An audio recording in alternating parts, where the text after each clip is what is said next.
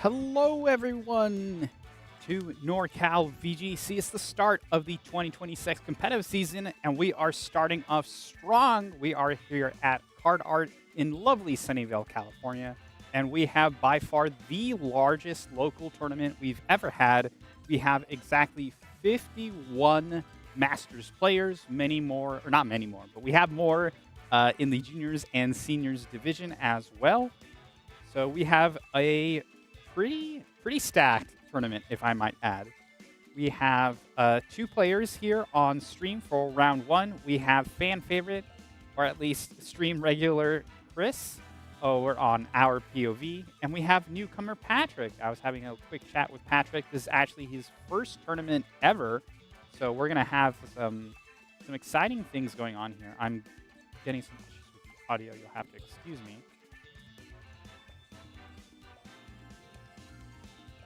There we go. Woohoo! It should be all fixed.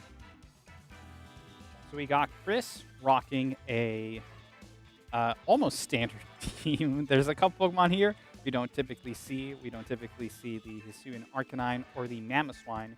Patrick, on the other hand, having a pretty interesting Sun team. We have a Charizard, we have an Oranguru, and we have a Torkoal Jumpluff. Here we see Patrick send out the Torkoal and Jumpluff, tried and true. We have some lots of shiny Pokemon. Torkoal the odd one out here. We have Big Momo and Big Whimsy on the side of Chris as we head into the first round of Swiss.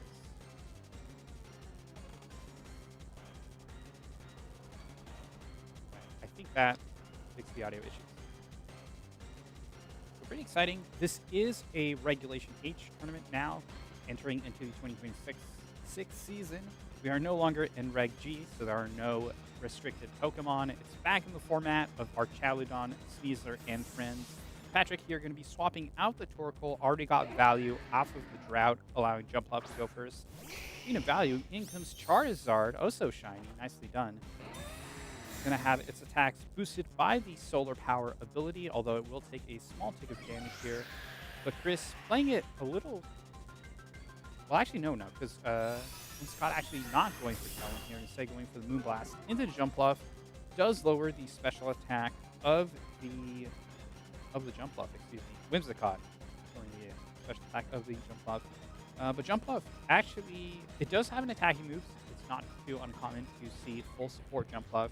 This Jumpluff does have acrobatics, so it is a physical move, not going to be affected by the special attack drop.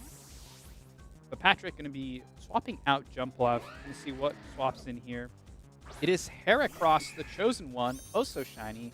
This is actually the first time I've seen Heracross in game. I did not realize it is just constantly flying. That's kind of cool. Chris opting for the Tailwind here, and the Ice Shard would have KO'd Jumpluff for sure, but Patrick swapped in the Heracross. Big Heat Wave coming out here. Going to be bringing Whimsicott down to its Focus Sash. A nice one-hit KO. Ooh. Gonna have to take that one back. Burn, thanks to Heat Wave, will take Whimsicott down.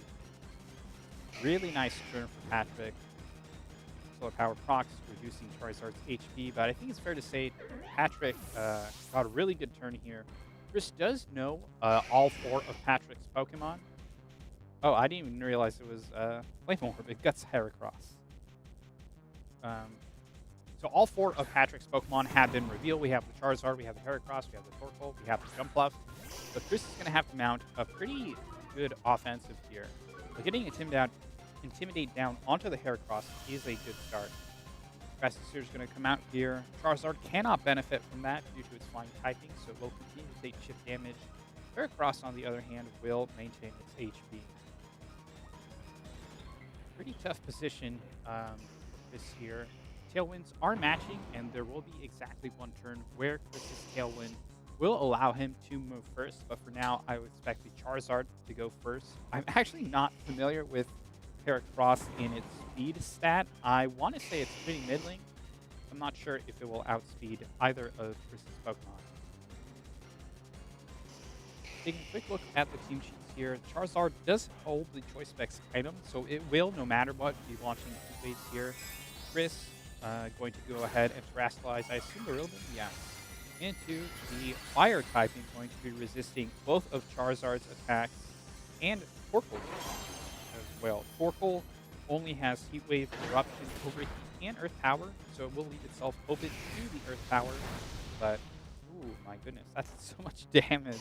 That's the power of Choice Scarf, or excuse me, Choice Specs, Solar Power, Charizard. Fox Slide coming out here from Arcanine, almost KOing Heracross here. We're going to have to see if it flinches, and it does. Yes. Hisuian Arcanine is holding the Clear Amulet item, so it is able to swap out its moves, so we could see an Extreme Speed, or at least threaten an Extreme Speed into the Heracross slot. I don't know the damage calc, maybe this does, if an Extreme Speed from the Hisuian Arcanine will also KO out Jumpluff. Jumpluff not known for being the most bulky Pokemon. It is holding the Focus Sash, so there's a chance it's just barely not bulky enough where something like an Extreme Speed into Jumpluff or a Grassy Glide.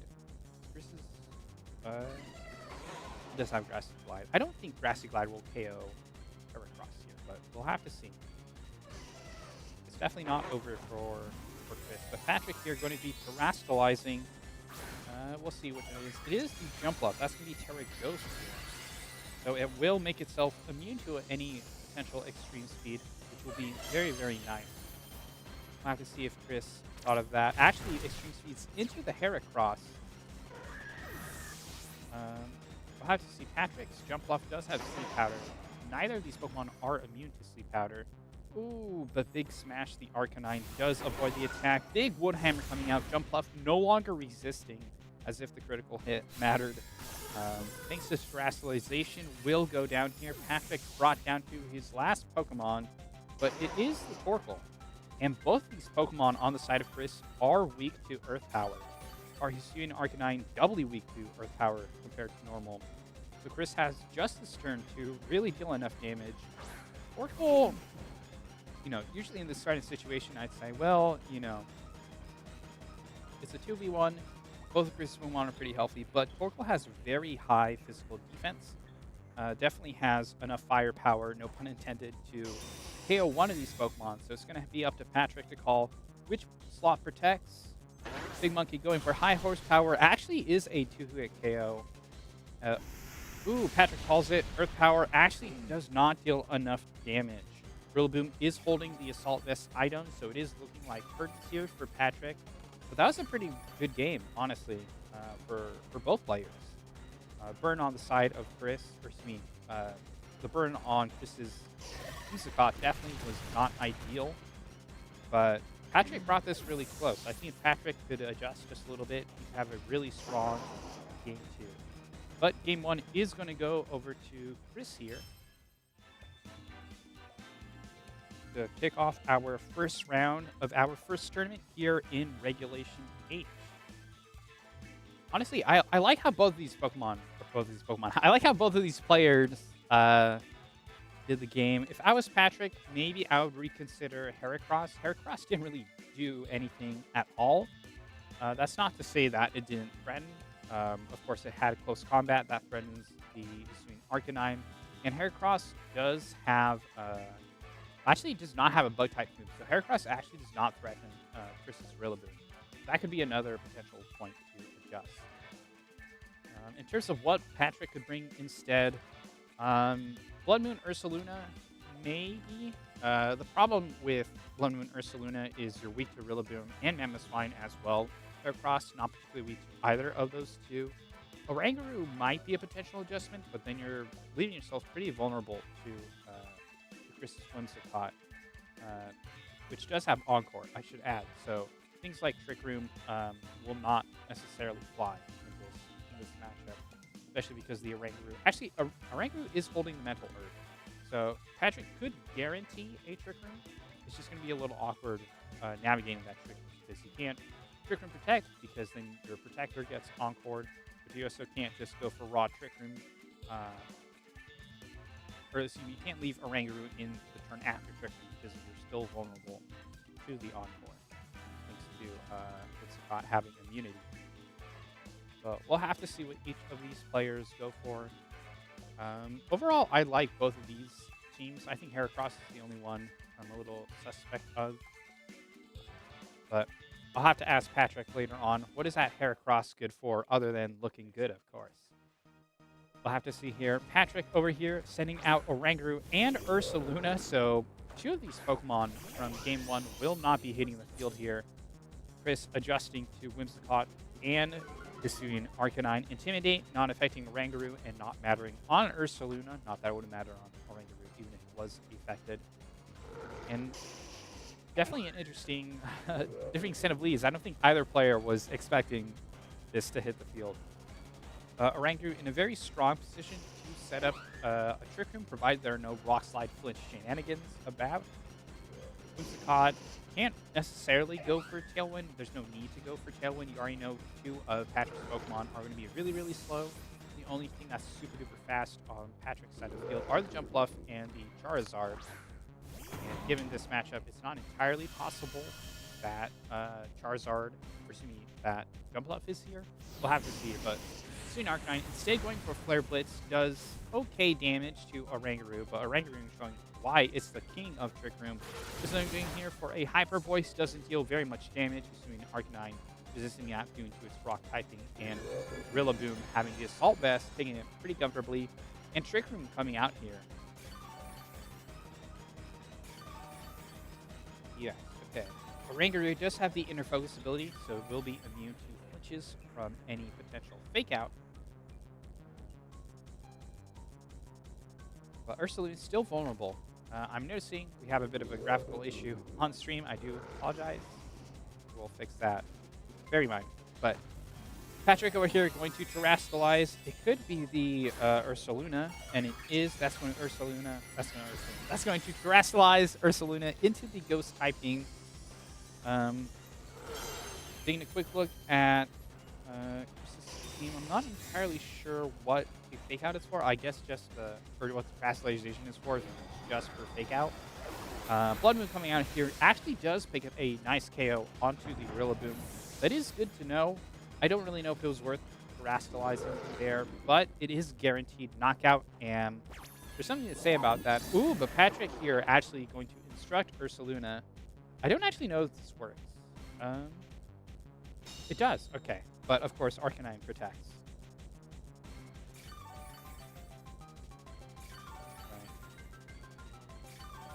Yeah, definitely a good turn if you're Patrick, but if you're Chris, the name of the game here isn't to KO this Pokemon, it's to survive Trick Room.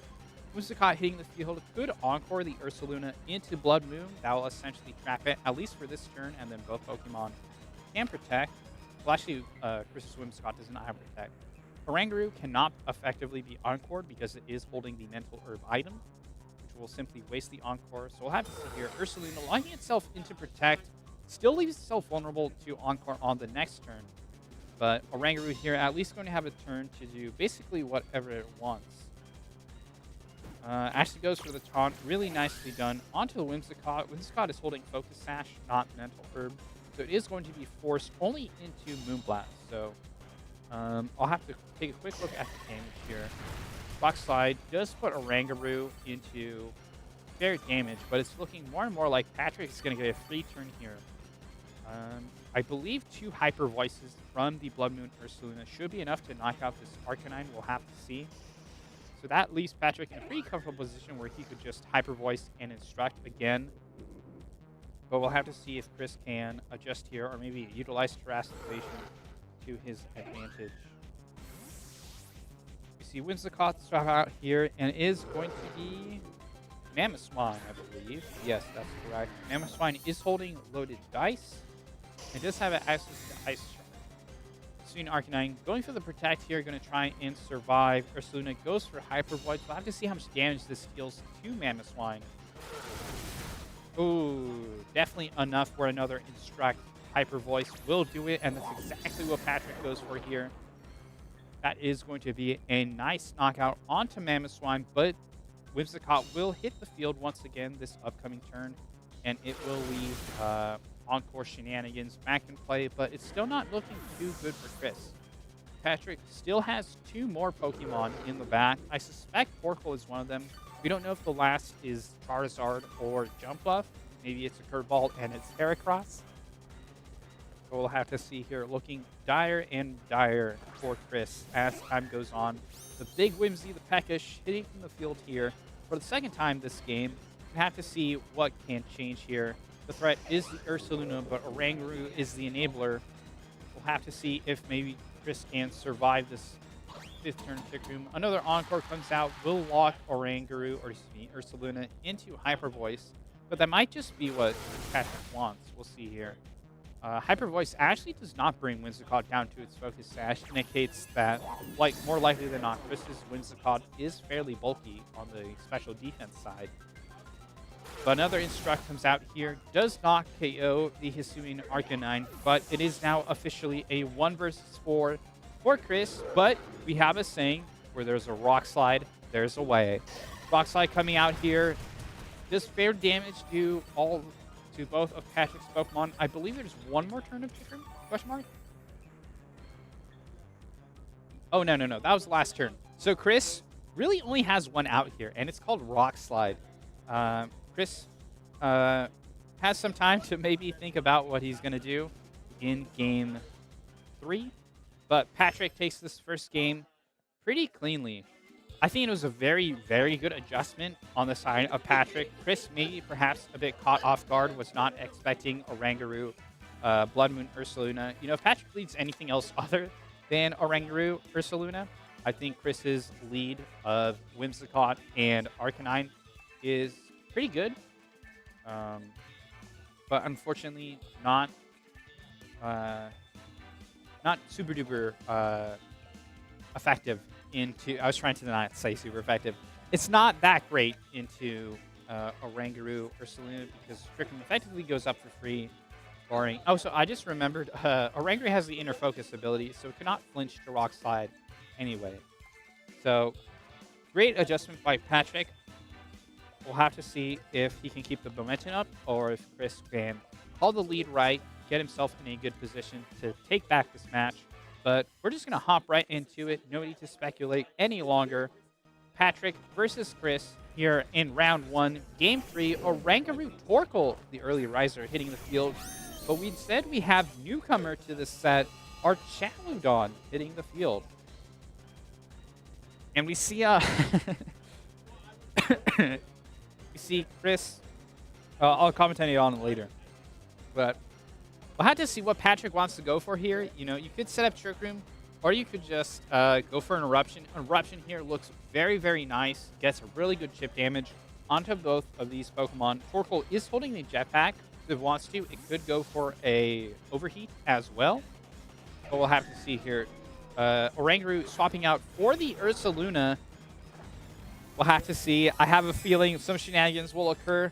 Chris terrestrializing the Archaludon. Very offensive play into the Terra Electric typing, allowing its Electroshock to do massive damage, but it's going to target into a Ground-type Pokemon. Big Tears, though, does still affect the Ursaluna, but we'll have to see here. Electroshock coming out here. Won't deal any damage to Ursaluna, but it will at least raise Archaludon's special attack stat by 1 stage. But it will also use up its Power Herb. Definitely not the play you want to make. Heatwave coming out. Yeah, bringing Whimsicott down to its Focus Sash. Does a lot more damage than I was expecting to this Archaludon. It is worth noting that Chris's Archaludon's ability is not the Sturdy, as we saw there. It did not proc, or not Sturdy, not Stamina, but it's also not Sturdy. Instead, it is Stalwart. But Chris making a very, very offensive play here on turn 1 and seemingly getting punished for it. Very, very gutsy play. You know, if that was any Pokemon other than Ursaluna, I think Chris would have perhaps run away with the game here. But instead, Whimsicott going for a Fake Tears onto this Torkoal will proc its eject pack, forcing it to swap out. This means it's going to be Archaludon versus the world. Archaludon is still at +1. It has access to a very powerful Draco Meteor. I don't know my calcs. I don't know if a +1 Draco Meteor into Ursaluna KOs here. We're going to soon find out here. It actually does. That is huge. That's very good information to know. Cost Chris the terrestrialization, but at least removes a threat off the field. This Archaludon now kind of in danger mode. It is at -1 special attack. Unlike most Archaludon, Chris's Archaludon does actually not have the body press attack.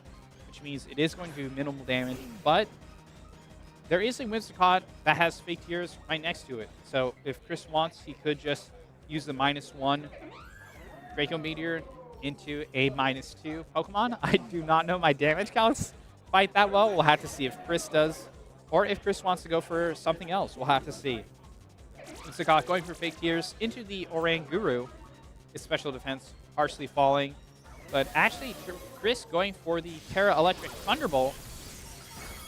Ooh, that is good information to know. But actually, Patrick goes for Psychic. Doesn't go for a single Trick Room. Heat Wave coming out here does avoid the Charlion. That's huge. Going to be taking out Whimsicott. I don't know if Psychic was the call there, to be honest. I think if it was a Trick Room coming out here, that might have been Patrick's game, but Chris potentially given a window of opportunity to get back into the match here. Again, Oranguru does have the inner focus ability, so it is immune to any fake out from the Rillaboom. But Rillaboom could just fake out Torkoal. Oranguru is already at -2, so another Thunderbolt should just KO it. So Chris has a very advantaged board state here, and it's going to be up to Patrick to try and turn this game around. Switches out the Torkoal. Interesting play. Gonna have to see into what it is. The Charizard hitting the field here. The one Pokemon that outspeeds both of Chris's and has the potential to KO both of them. As we saw, Chris terrestrialize the Archaludon, which means that... Oh, actually, Chris going for Draco Meteor here. Because Chris terrestrialized the Archaludon, that means Rillaboom is no longer has the option to terrestrialize out of the fire type weakness. As we saw last game, Heat Wave from Charizard into Room did a lot of damage. So if Patrick's last Pokemon, which is the Torkoal here, can just pick up the little bit of chip damage onto the Rillaboom, it is looking like Patrick's in a very good position. But we'll have to see what Chris can do here to try and bring this back. Chris going to be going ahead and issuing a swap here. Swapping out the Rillaboom into the Arcanine, get Intimidate down on neither of these Pokemon, really, because they're both special attackers. But at least put Arcanine in position to survive both of these potential Fire-type attacks. Patrick popping Terrestrialization, going to be turning Charizard into the Fire Terra type, as if its Solar Power Heat Wave's choice specs were not powerful enough. Yet another multiplier. Should do massive damage here. Would not KO the Arcanine thanks to its quad resistance. As you see right there, massive damage. If Torkoal can just deal a little bit of chip damage, and Charizard outspeeds the Hisuian Arcanine, it could just be Patrick's game here. We'll have to see. Eruption does a fair bit of damage. I actually think another Eruption should KO. I'm going to try and catch the replay here.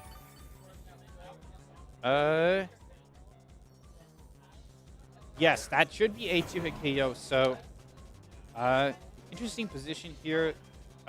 This Charizard, again, is choice specs. So, in theory, a Fake Out and Rock Slide should be enough to deal with it. But there's a pretty risky endgame here for both of these players. It's going to come out to the wire, that's for sure. Could even go down to Rock Slide misses or flinches. We'll have to see. Fake Out coming here into the Charizard does a good amount of damage. Charizard flinches, of course. Rock Slide coming out here does hit both Pokemon. Does KO the Charizard. Does knock out, or excuse me, it does knock out the Charizard. It hits the Torkoal. We'll have to see if Torkoal can survive this. Eruption no longer going to be a 2-hit KO, but a Heat Wave potentially can. Instead, it's Earth Power into the Arcanine, going to be knocking it out. Just like that, we have turned this into a 1v1 situation here. It's going to be Torkoal versus Rillaboom. We'll have to see here. Rillaboom does land the Hot Fire, does knock out the Torkoal, and just like that, Chris wins this game. Very close. So many things could have happened those last turns. So many moves could have missed. But at the end of the day, it was in Chris's favor. And he capitalized off of it to take game 3. And with it, the set and the match. Very well done by Chris here. Very, very good game. Can't think of a better way to kick off the start of not just this regulation, but this entire season with a very close game. Some very aggressive reads made on both players' sides. Some worked out, some didn't, but in the end, it did come down to Rillaboom versus Torkoal, and Chris able to clutch it out. But I won't yap any longer. That was among the longer games, so we should not have too long a wait until round 2. Thanks everyone for watching. We'll be back here with the CardArt September Cup to kick off our 2026 season right after this short break. See you in a bit.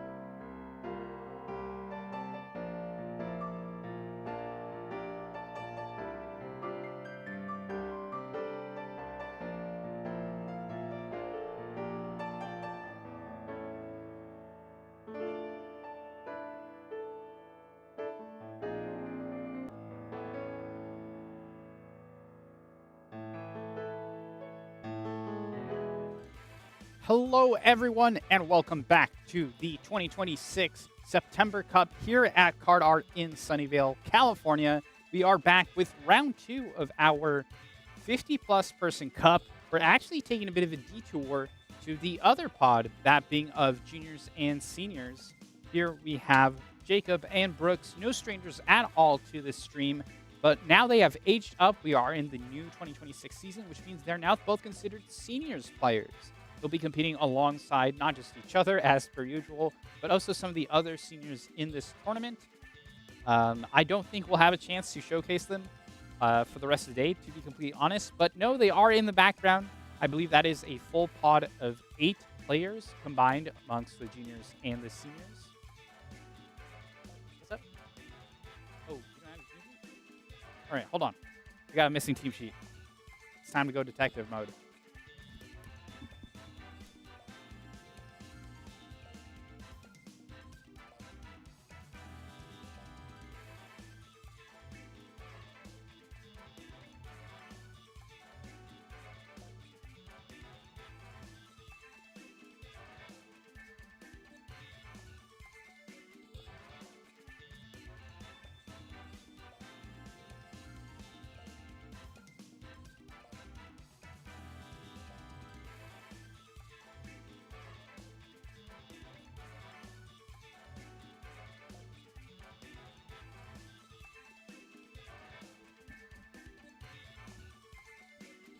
All right, we are back. Sorry about that, folks. We had a missing team sheet. As we were about to reveal the teams, like, wait, where's the team sheet? That's cheating. But on the side of our POV, we're going to have Jacob rocking an Ursaluna Goldengo. No Dragonite. Instead, owner of Dragonite will be Brooks with the classic Dragonite, Ursaluna, and Goldengo core, the so-called Doug core.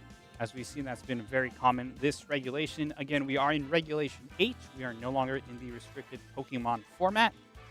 Brooks, on the other half of his team, we have Mousehold, the family of 4, Rillaboom, and Annihilate. Taking a quick look at the team sheet here. Brooks does have beat up on his Mousehold, so that will allow him to build up a powerful Rage Fist. Very, very relevant, given both the Goldengo and the Dragapult on Jacob's team. Ursaluna, the only Pokemon that cannot withstand a very powerful Rage Fist. On the other hand, Jacob has the Grassy Seed. There we go, yes. Actually, no. Jacob's Sneasler actually is the Focus Sash variant, not Grassy Seed variant, as we typically see on these Rillaboom teams. But we're gonna hop into the match here. Jacob versus Brooke. Okay, that's just the music. I was like, why'd the music come out? Brooks sending out Rillaboom and Ursaluna. Jacob, on the other hand, sending out Dragapult and Sneasler, going very fast and offensive. Interesting play here. This Dragapult is in a very almost good position. It is immune to the fake out from Brooks' Rillaboom thanks to the Ghost typing. Caesar, on the other hand, is very vulnerable to this fake out. Not only will it get flinched, but it will also break its Focus Sash. So we'll have to see what Brooks goes for here. If they want to fake out the Caesar, try and capitalize off that, have a very safe play, and go for something like a Hyper Voice into the Dragapult.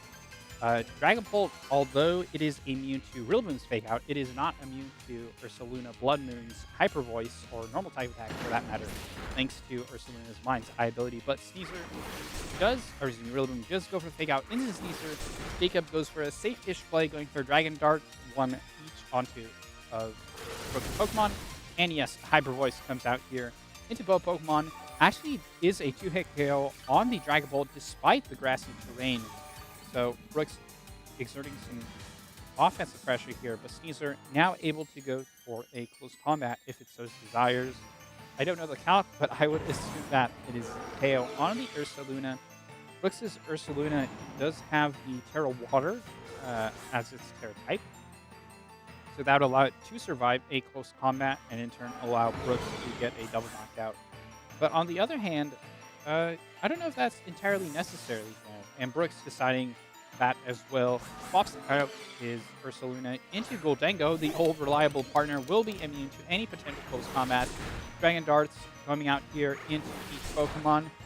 Dragon Dart's usually not the best move in these sorts of situations, but actually in this one, pretty good. Getting some nice and reliable chip damage is exactly what is needed for the Sneasler to knock out Brooks' Rillaboom with its Dire Claw attack. And Brooks' Ursaluna is still not in a really much of a safer position now here. Jacob's Sneasler is the Terra Dart Throat Chop set. So depending on how Brooks has trained, especially with that Dragon Dart chip damage, it should be a clean knockout into this Goldengo if Jacob deems Goldengo enough of a threat to warrant the Grass Location. But Brooks instead sending out the Dragonite here. Gonna have to see Dragonite not necessarily. Well, actually, let me check real quick. Brooks' Dragonite is actually Terra Fairy Scale Shot with loaded dice. So it could go for a Scale Shot into Jacob's Dragapult. Dragapult does have the Ghost type as its Terra type. What we see here, Brooks is actually going to Terastallize the Dragonite. Yes, it is now Terra Fairy. It is weak to Dire Claw, so Jacob read that. We could go for a Dire Claw into that slot.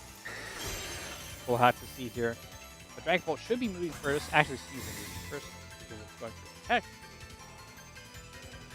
And Goldengo goes for the Dragon. Interesting thing about Dragon Darts, because Dragonite is now immune to Dragon Darts, it would actually redirect both attacks. Or maybe not. I thought that's how Dragon Darts work. We'll see here. Oh, it's because Goldengo protected, of course. But Scale Shot from Brooks' side going into the protected Sneasler.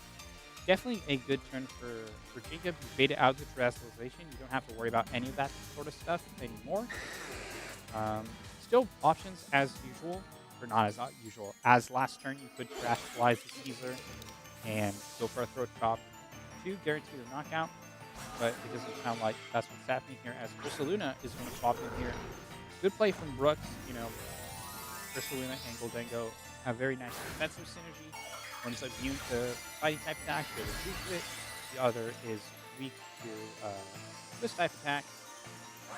But instead, Jacob committing the Terastallization in here, based on the chip damage, actually might be enough to... Yeah, that's definitely enough to KO. I forgot Dragon Dart because Dragonite is now immune. Well, actually, did not.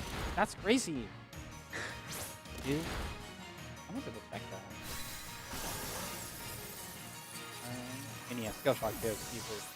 Yes, Brooks' first unit is the Assault Vest variant. And actually, I don't think that matters because both Dragon Darts and Sneasler are physical. So that just did damage. That just did damage. Or rather, Ursaluna just tanked it. Definitely not in the great position I once thought Jacob was in. I thought for sure that would have been a KO, and maybe Jacob thinking so as well. Brooks' Dragonite, now +1, should have enough speed to outspeed the Dragapult, now threatening a KO onto the Dragapult with a Scale Shot. Now we know that Jacob has committed Terastallization. We know that is basically a guaranteed KO. But on the other hand, Goldengo could just go for Make It Rain here. Would definitely KO both of Brooks' Pokemon.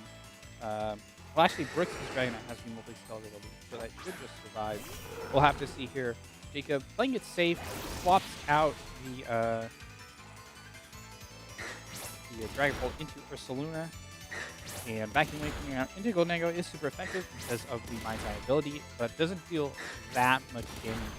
But as if Brooks' Dragonite was not fast already, it is now at +2 speed here, effectively doubling it. Goldengo does go for Midway. That's a surefire knockout onto the Ursaluna, and barely does not KO Dragonite despite the critical hit.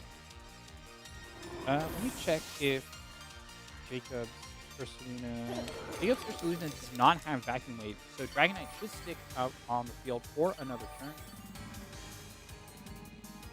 And Grass disappears, but Brooks needs to swap the Rillaboom back in if he so chooses.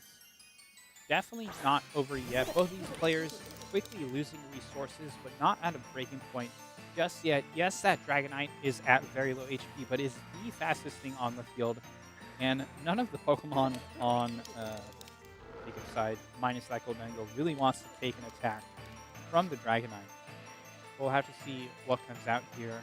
We don't know the speed tiers of both of these Goldengo, which one is faster. That does make a really big difference. No terrestrialization is left for both of these players. So whichever Goldengo goes first could just go for a Shadow Ball onto the other. But first, Dragonite will launch a Skill Shot onto Jacob's own Ursaluna. It's 4 times, thanks to the loaded dice attack.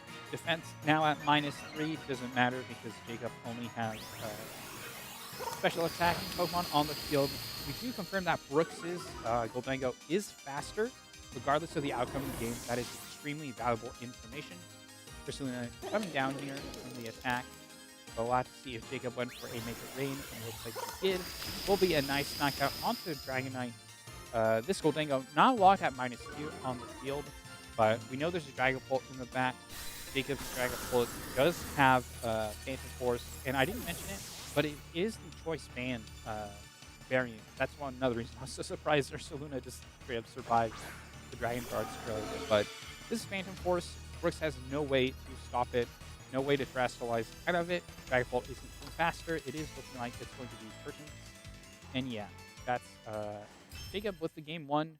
Very well played, but both of these players learned some extremely valuable information. First of all, Brooks' Ursaluna, extremely tanky. Tanked, I believe that was 3 Dragon Darts and the Make It Rain. Very, very nice. Or excuse me, not the Make It Rain. And the Terra Dart Throat Chop. Very, very good information to know for Game 2. We also learned that Brooks' Goldengo is faster. Both of these players are going to have to keep that in mind. None of these, let me double check real quick, but I believe none of these players have any form of speed control outside of, yeah, that's correct. I mean, Jacob Sneasler does have the Unburden ability, but Brooks can play around that.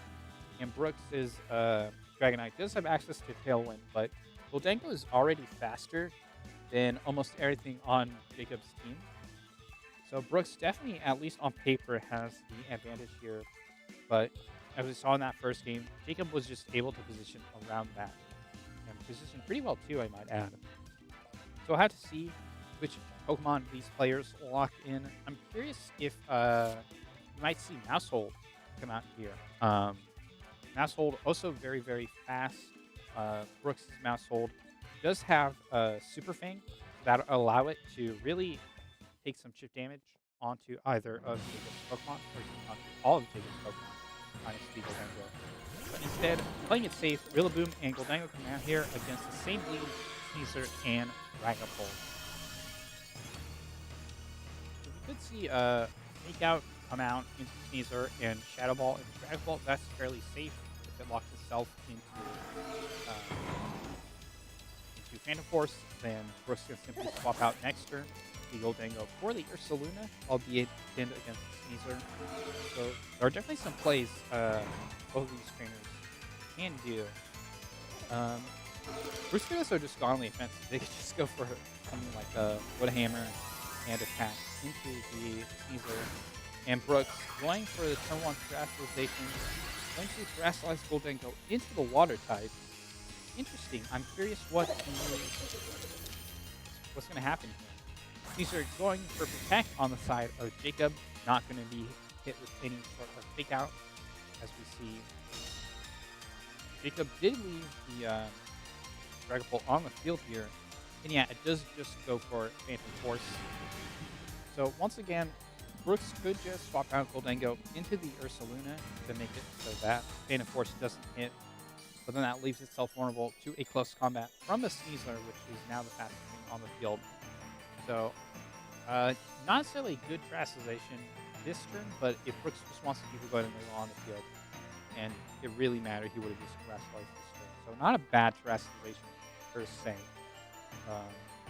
Definitely going to come down to some needs here, I think, to break the position. But instead, Brooks will swap out that Goldengo into the Ursaluna. And that's going to be the Dragonite here, going to resist the potential close combat. Phantom Force will break the multi-skill heal. Yeah, close combat into the Dragon Knight. Well played. Perhaps Brooks recognized, hey, I actually don't need Dragon Knight that badly. Whereas Goldango is extremely good. High horsepower is going to bring Sneasler down to its focus hat. Jacob Sneasler does have the Unburdened ability, so that does mean its speed will double. Sneasler is now the fastest thing on the field and has two very good targets for a Dire Claw. We'll have to see. I think Jacob is in the better position here, but Brooks definitely has the tools to try and pivot his way out if he so chooses. Brooks needs a way to take out the Sneasler and some way to let Dragon Knight get a +1 scale shot or to get a scale shot off so it can be on +1 speed. But instead, Jacob perhaps recognizing that, swapped out the Dragon Bolt into the Goldango, perhaps realizing, hey, Dragon versus Chain of Force has done its job. He didn't want to walk it into Dragon Darts in the following turns. But Jacob, being very conservative, protecting that Sneasler. But Brooks actually goes for a massive play in the Tailwind here. I believe Jacob Sneasler will still be the fastest thing on the field, but Rillaboom now outspeeding Goldango definitely makes a difference here. Both of these Pokemon on the side of Jacob are very good high horsepower targets if Brooks decides to go for that. Which could also just go for a drastic glide into the Sneasler as well. Brooks actually playing, still conserving that Dragon Knight. Interesting. Swaps into Ursaluna. Perhaps Jacob not expecting to launch a fighting type attack. We'll have to see here. Sneasler does go down to the drastic glide. We'll have to see what Jacob. Oh, but Jacob's Goldango actually just goes for a nasty plot. Very nice middle ground play that works out for him in this case. Brooks' side of the field still does have Tailwind up, so both of these Pokemon should outspeed. I believe it will even outspeed Dragon Bolt. I would have to double check my speed tiers. But Jacob, sending out Ursaluna, is going to be weak to that, or at least is threatened by Brooks' Rillaboom Wood Hammer. It is in grassy terrain. We don't know quite how bulky Jacob's Ursaluna is, but we're going to find out right here. It's exactly what happens, and it is a clean KO. Onto the Ursaluna. Rillaboom going to be taking some fair chip damage. I believe will go down to a +2. Make rain here, but not before Ursaluna gets a say in it. Does bring Goldango down to very low HP, probably even before that, something like it. Yeah, +2 does KO the Rillaboom. But Brooks still has Tailwind for one more turn. We'll have to see. I don't know how speedy this Dragonite is, but if it has a fair amount of speed, it should be able to outspeed the Drag Bolt. Jacob still has Terastallization available to him. If he so chooses, this might be the turn to make it work. Brooks is then going to be swapping out the Terra Water Goldango for Jacob's Dragon Bolt. Pretty tough spot if you're Jacob. You know, you've got to lock this Dragon Bolt into some choice band move.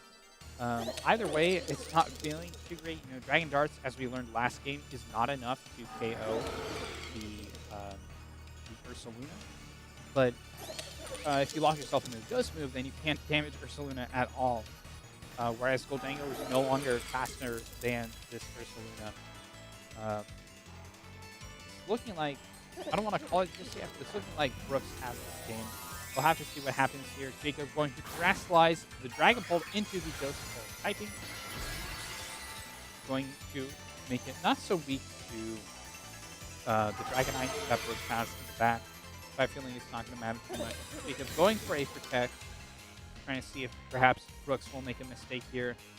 Ursaluna instead going for the Vacuum Wave. That is basically a guaranteed KO onto the Goldango. But Brooks instead going for Shadow Ball into Drag Bolt. Oh, that is enough for knockout. Looking like that is going to be game on the side of Brooks. Very well played by Brooks. You know, a lot of conservative switches. You know, we swapped out the Ursaluna, excuse me, the Goldango. Could have swapped it into the Ursaluna, but instead decided to play it a little safe, swap it into the Dragonite. Usually that's not the best course of action, but it worked out for Brooks. And also swapping out the Dragonite into the Ursaluna that turn. Both plays that may not have been the most obviously best play, but definitely worked out for Brooks in the end. bring this to a nice game 3. Brooks winning that pretty handedly. Now these players really learned not much in terms of information. So this game 3 is really going to come down to who can play around each other better. Brooks definitely still has the advantage. I think Jacob has the very explosive Dragapult and Sneasel play available to him. And that could definitely throw a wrench in Brooks' plans, but I'd say it's up to Brooks to try and find a way to work around this. Looking at the rest of the team sheet, we didn't see the Mouse Hold or the Annihilate make an appearance. I'm not so certain that bringing either of those Pokemon is the play.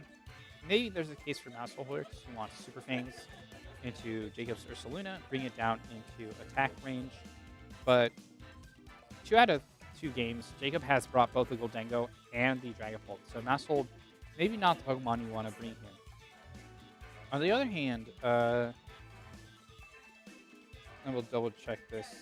Yes. Yeah, I don't think, I'm trying to consider to myself if Jacob might consider bringing Incineroar here. It could, Jacob's Incineroar does have access to Will-O-Wisp. That could be one way to shut down the Dragonite. It could also be another way to shut down Rillaboom if Jacob decides to make that adjustment. But instead, Jacob's sending out both Dragonite and Rillaboom. And yes, Wolf's Incineroar coming out here in Game 3. Not going to launch to Intimidate into Dragonite thanks to... Oh, actually it will because Brooks' Dragonite is multi-skill. Very, very good Incineroar here. Ursaluna, not the best spot as we learned in Game 2. Wood Hammer in grassy terrain is more than enough to knock out the Ursaluna. So if Jacob wants to attack with Ursaluna here, we'll have to terastallize it. But I don't really think you really need to be honest. You could just play a little slow. Will-O-Wisp either of these 2 Pokemon on the side of Brooks.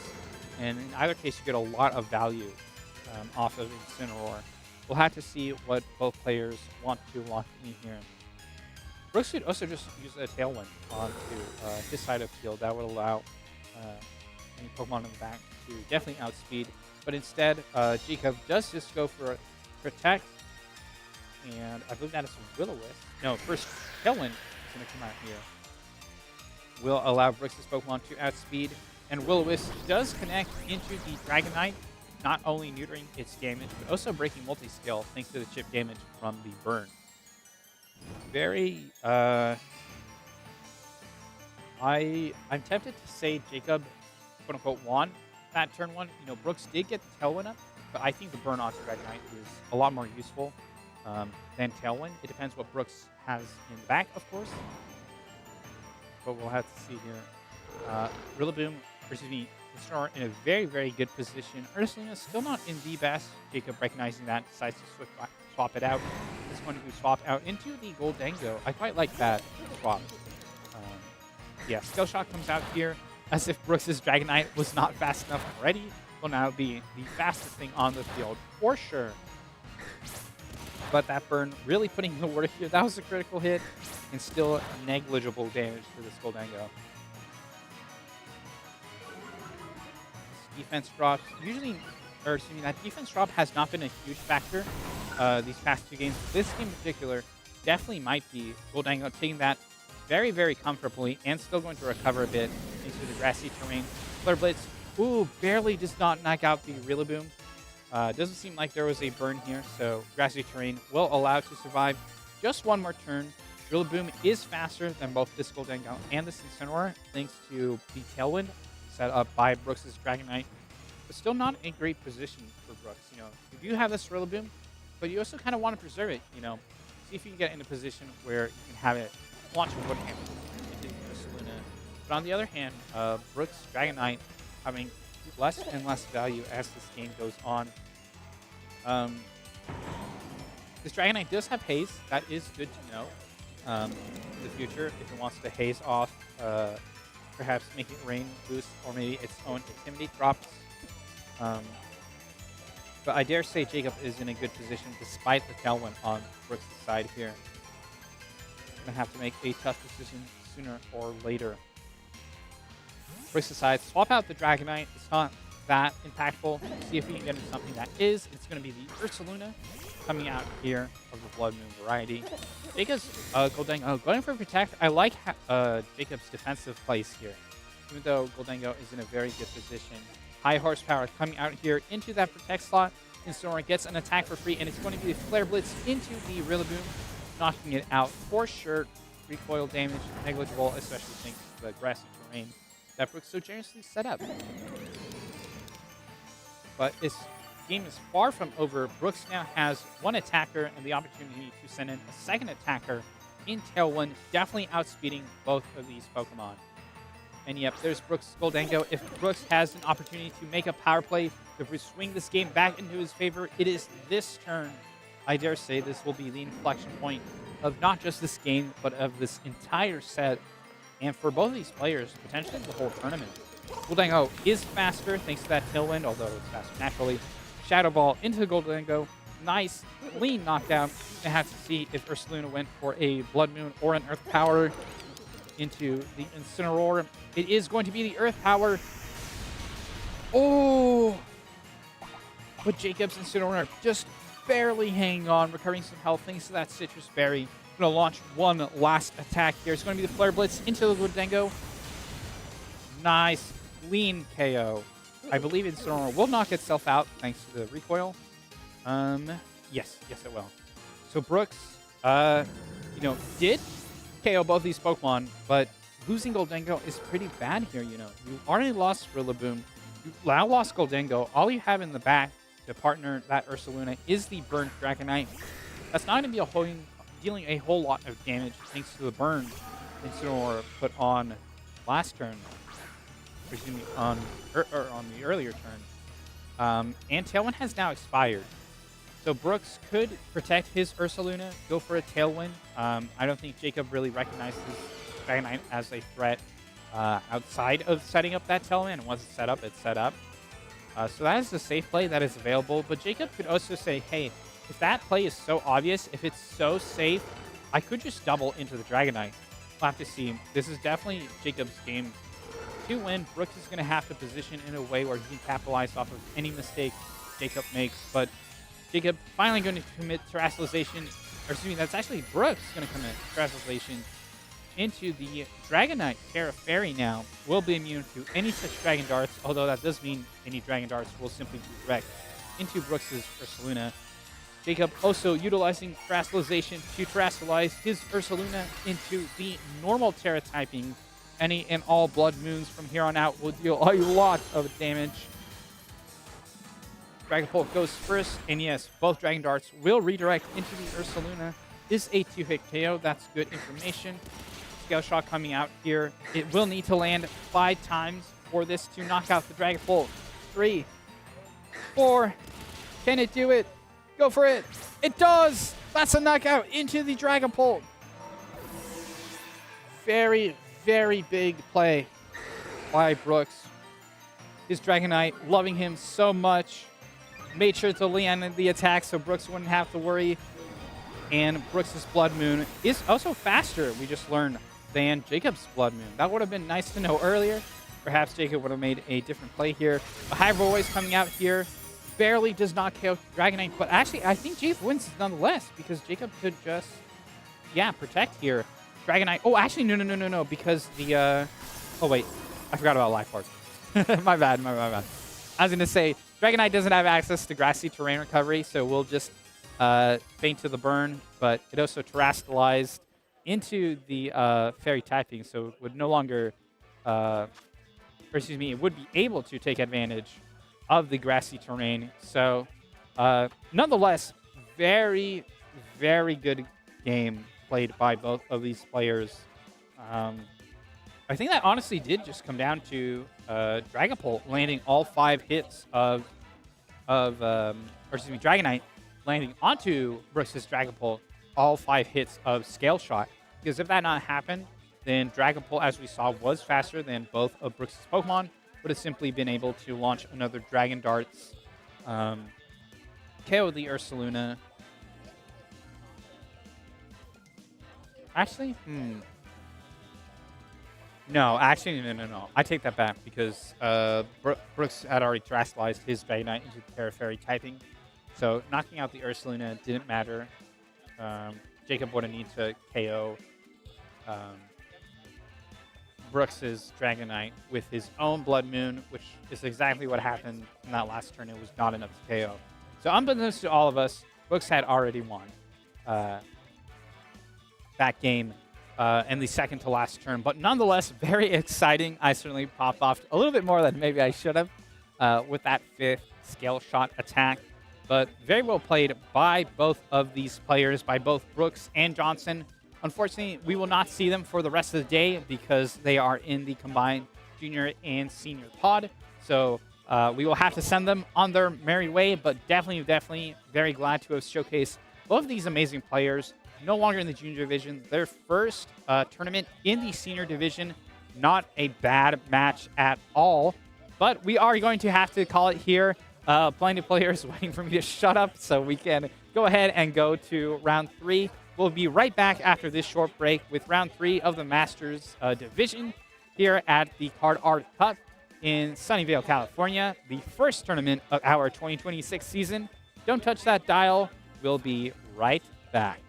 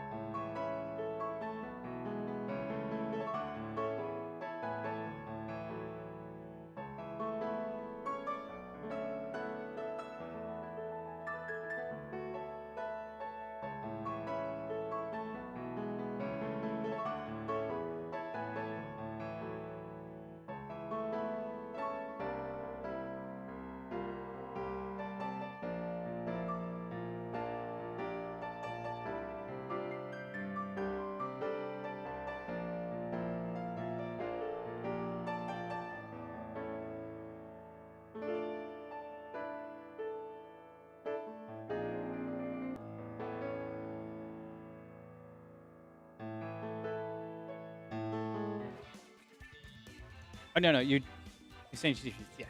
Hello, everyone, and welcome back to round 3 of our CardArt Cup here in Sunnyvale, California, the very first tournament of the 2026 competitive season here in NorCal. We have an interesting match. I would say we have Ryu on our POV. Definitely not the first time they have been on stream. We were actually talking a little before the match. Their first tournament ever was this tournament last year at CardArt. It's a bit of a Labor Day tradition for us to have a tournament here. But over on the other side of the table is Tony with an interesting Trick Room team. Hard Trick Room, as it were. Hard Trick Room and NorCal go together like peanut butter and jelly, or so I'm told. I'm allergic to peanut butter. Having a team of Hattering, Torkoal, Indeedee, Ursaluna, Gallade, and Sinistra versus Ryu's water team. Rain team having Basculegion, Overquill, Archaludon, Pelipper, Ursaluna, and Talonflame. Yeah, this is actually my first time seeing Tony play, so I'm interested to see how this match will go. But we're going to just hop right into it. We can... Oh, that's me. Hello. We're going to hop right into it. Tony over here are going to send out Hattering and Indeedee. Okay. Alongside... okay, having a little fun here today with the nicknames. Ryu sending out Ursaluna and Talonflame. Talonflame does have access to Taunt, but thanks to Indeedee's Psychic Terrain, actually won't be too useful. Talonflame's moveset is Brave Bird, Taunt, Tailwind, and Protect. Tailwind not useful against a Trick Room team. Taunt's going to be blocked. Oh, excuse me, this is not Whimsicott, this is Talonflame. Taunt actually is ridiculously useful here. Could Taunt Indeedee. Won't necessarily stop or follow me if Tony opts to go for Trick Room with Indeedee, or Trick Room Hattering, and follow me with Indeedee. But Taunt's still useful. Don't want to count it out. This is not Whimsicott. Psychic Terrain does not matter. And Ursaluna, does have Hyper Voice, Blood Moon, Protect, Earth Power. Pretty standard set. No Vacuum Wave here. But Indeedee, I'm just going to swap out here. So if this is a Taunt on the... Oh, so it can't be Taunt because Hattering has Magic Bounce. I remember this. I'm good at the game.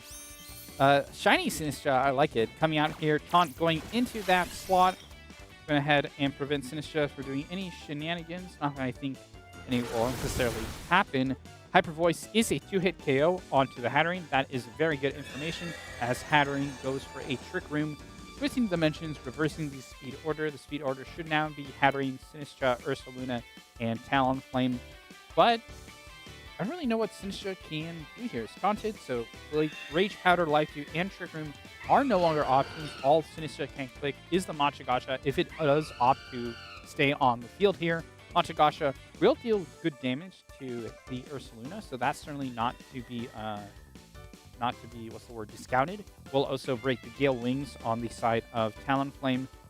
This Hattering does have the Life Orb item, so an Expanding Force plus a Machigacha might be enough to KO Ryu's Ursaluna. It is not Assault Vest, it is Life Orb, as we saw earlier. And it seems like that's exactly going to happen here. Hattering Terastallizing into the Psychic Paratype, going to be further boosting the power of its Expanded Force for Ryu. Perhaps seeing that, decides to protect the Ursaluna. Take it a little slow. Actually protects the Talonflame as well. Interesting to note. As you see here, yeah, Expanding Force, and because Sinistra stayed in, we know it's going for Machigacha as well. Confirming basically what I just told you 2 minutes ago, the speed order is Hattering, Sinistra, Ursaluna, Talonflame. That does burn 1 turn of Trick Room, 1 down, 4 more to go. But we'll have to see here, or excuse me, 3 more to go, yes. Yeah, we'll have to see. Ryu's going to have to make a difficult decision here. Depends what they have in the back. If they just want to, sacrifice something. We know Ursaluna does definitely have the power to at least be 3 of the 4 Pokemon on Tony's team. We don't know what Tony's 4th is. If that last Pokemon does have enough gas in the tank to overpower Ryu's Blood Moon Ursaluna. Talonflame actually goes for the double protect here and does get it.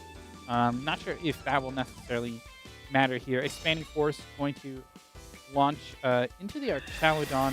Ryu's Archaludon is the Assault Vest, so it won't deal that much damage, but this is still a very powerful... Oh my goodness! Still a very powerful attack.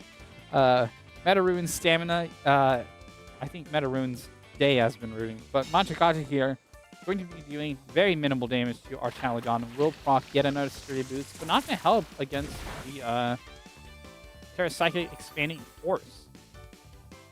Yeah, interesting. I was not expecting. I know it is Life Orb in Psychic Terrain with the Terra Psychic, but that's still a whole lot of damage. I'm generally not sure what Ryu can do here to preserve either of their Pokemon, but we'll have to see what happens here. All Ryu has to do, in my opinion, is just survive Trick Room and get their Ursaluna in a position where it can run away with the game. But Expanding Force here, fully knocked out into both of these Pokemon. I believe Taunt will be expiring this turn, if I am not mistaken. So Zisha can go for a Rage Powder or a Life Cube. It does have the Hospitality ability. And yeah, oh, it actually expired last turn. I just totally missed it. Goes for Life Dew here. Going to be restoring the HP of the Sinistcha. And the Hatterene, more importantly, restores the HP of the Sinistcha. Because as we saw early in the match, Hyper Voice from the Ursaluna is a 2-hit KO onto the Hatterene. Instead we have, I'm not saying these nicknames, we have Pelipper coming out here, setting up the rain.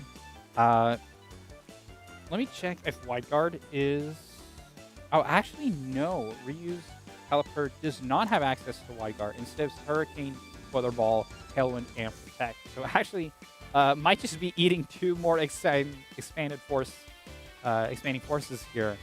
We'll have to see. Ryu's Ursaluna is not Assault Vest.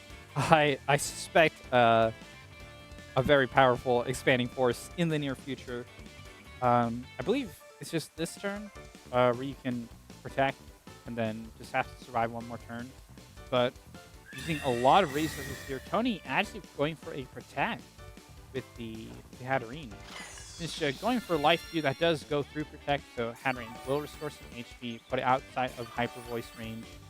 But there are no attacks coming out, or excuse me, there are no Protects coming out from the side of Ryu. So actually, Ryu finally found a way out. Oh, that was a critical hit. Oh my goodness. That did a lot more damage than I was expecting. But the Citrus Berry will now put it out of KO range, but now that Ryu has access to a double Protect here, it could just run out the Trick Room. Sinistcha does go down. Doesn't matter if it indeed is the Pokemon comes out here. Follow Me will not help it because Hyper Voice. Well, actually, it depends. It depends. If Indeedee comes out here and it looks like that what is happening.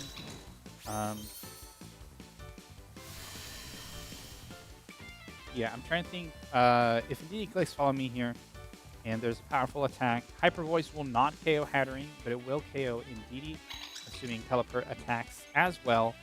But we'll have to see here. Ryu has not terrestrialized yet, so I don't know my calcs. I don't know if a Terra Normal Hyper Voice will be enough to pick up the KO. We'll have to see here. Yeah. We still don't know what Tony's fourth is, though.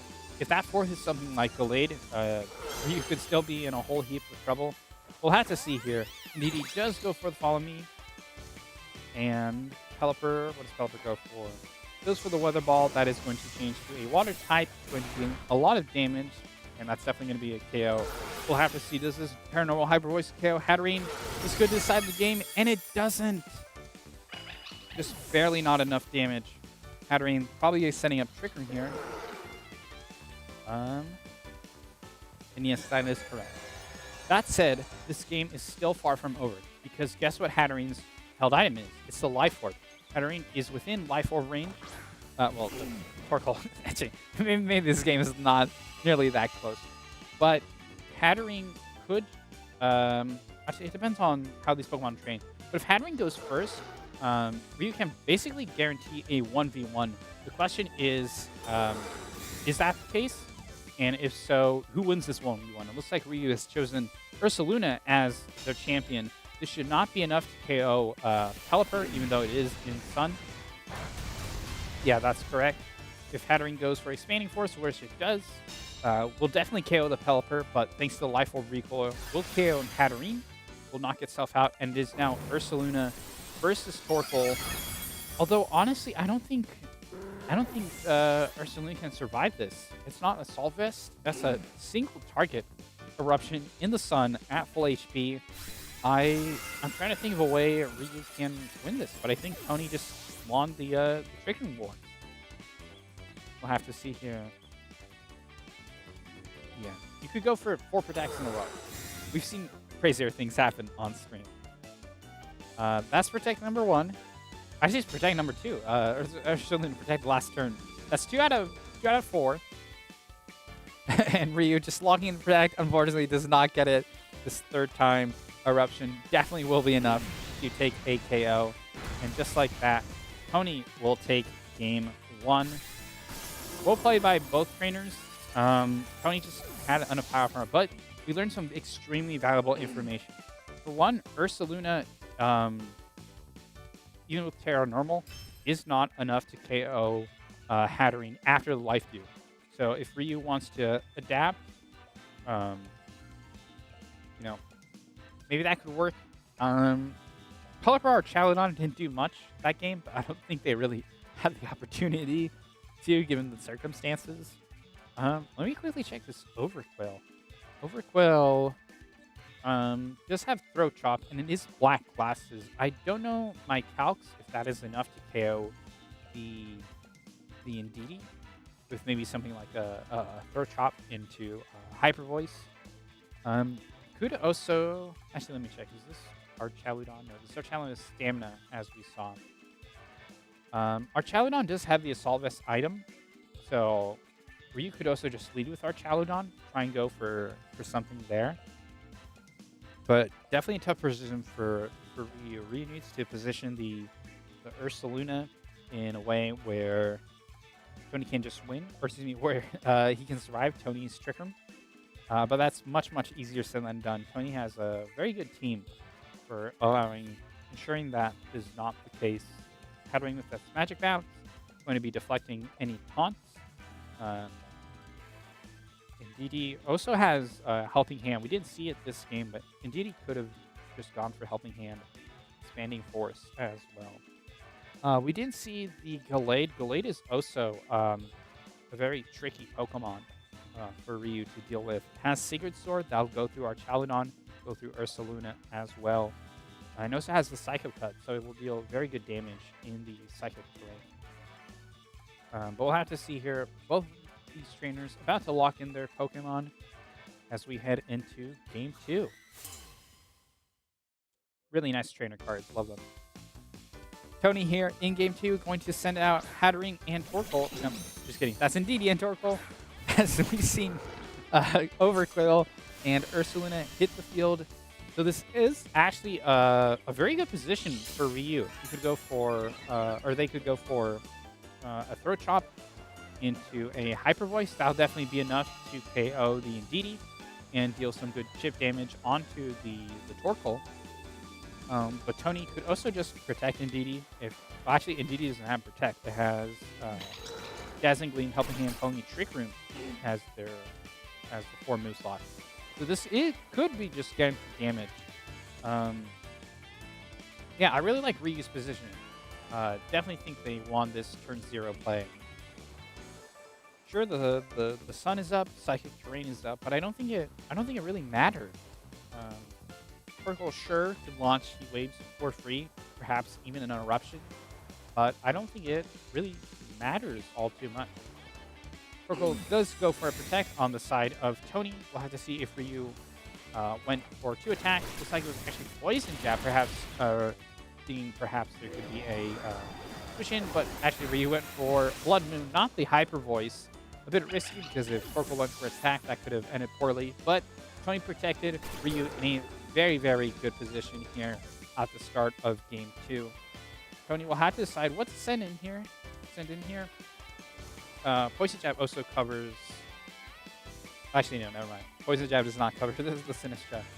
But still, Poison Jab plus Blood Moon, definitely enough to KO anything. But it is Gallade as Tony's 4th Pokemon. We don't know if that's the 4th Pokemon from last game as well. Actually, we do know. It definitely was not, because Torkoal was there. which means Tony has not run, likely has not brought Hatterene. Maybe he has, maybe he hasn't. This Gallade does have access to Trick Room, so you can't just avoid it per se. But you're still in a good position, even if Gallade outspeeds both of these Pokemon. Ursaluna should be tanky enough to at least survive one Sacred Sword. Don't quote me on that calc, but Overqwil definitely will survive this turn. So we'll have to see what Ryu decides to go for here. Throw Chop comes out. Is a 2-hit KO onto Gallade. That is very good information to know. And even better information, that Ursaluna is faster than Gallade. Torkoal once again has a free opportunity to attack. We'll see what it is going to go for.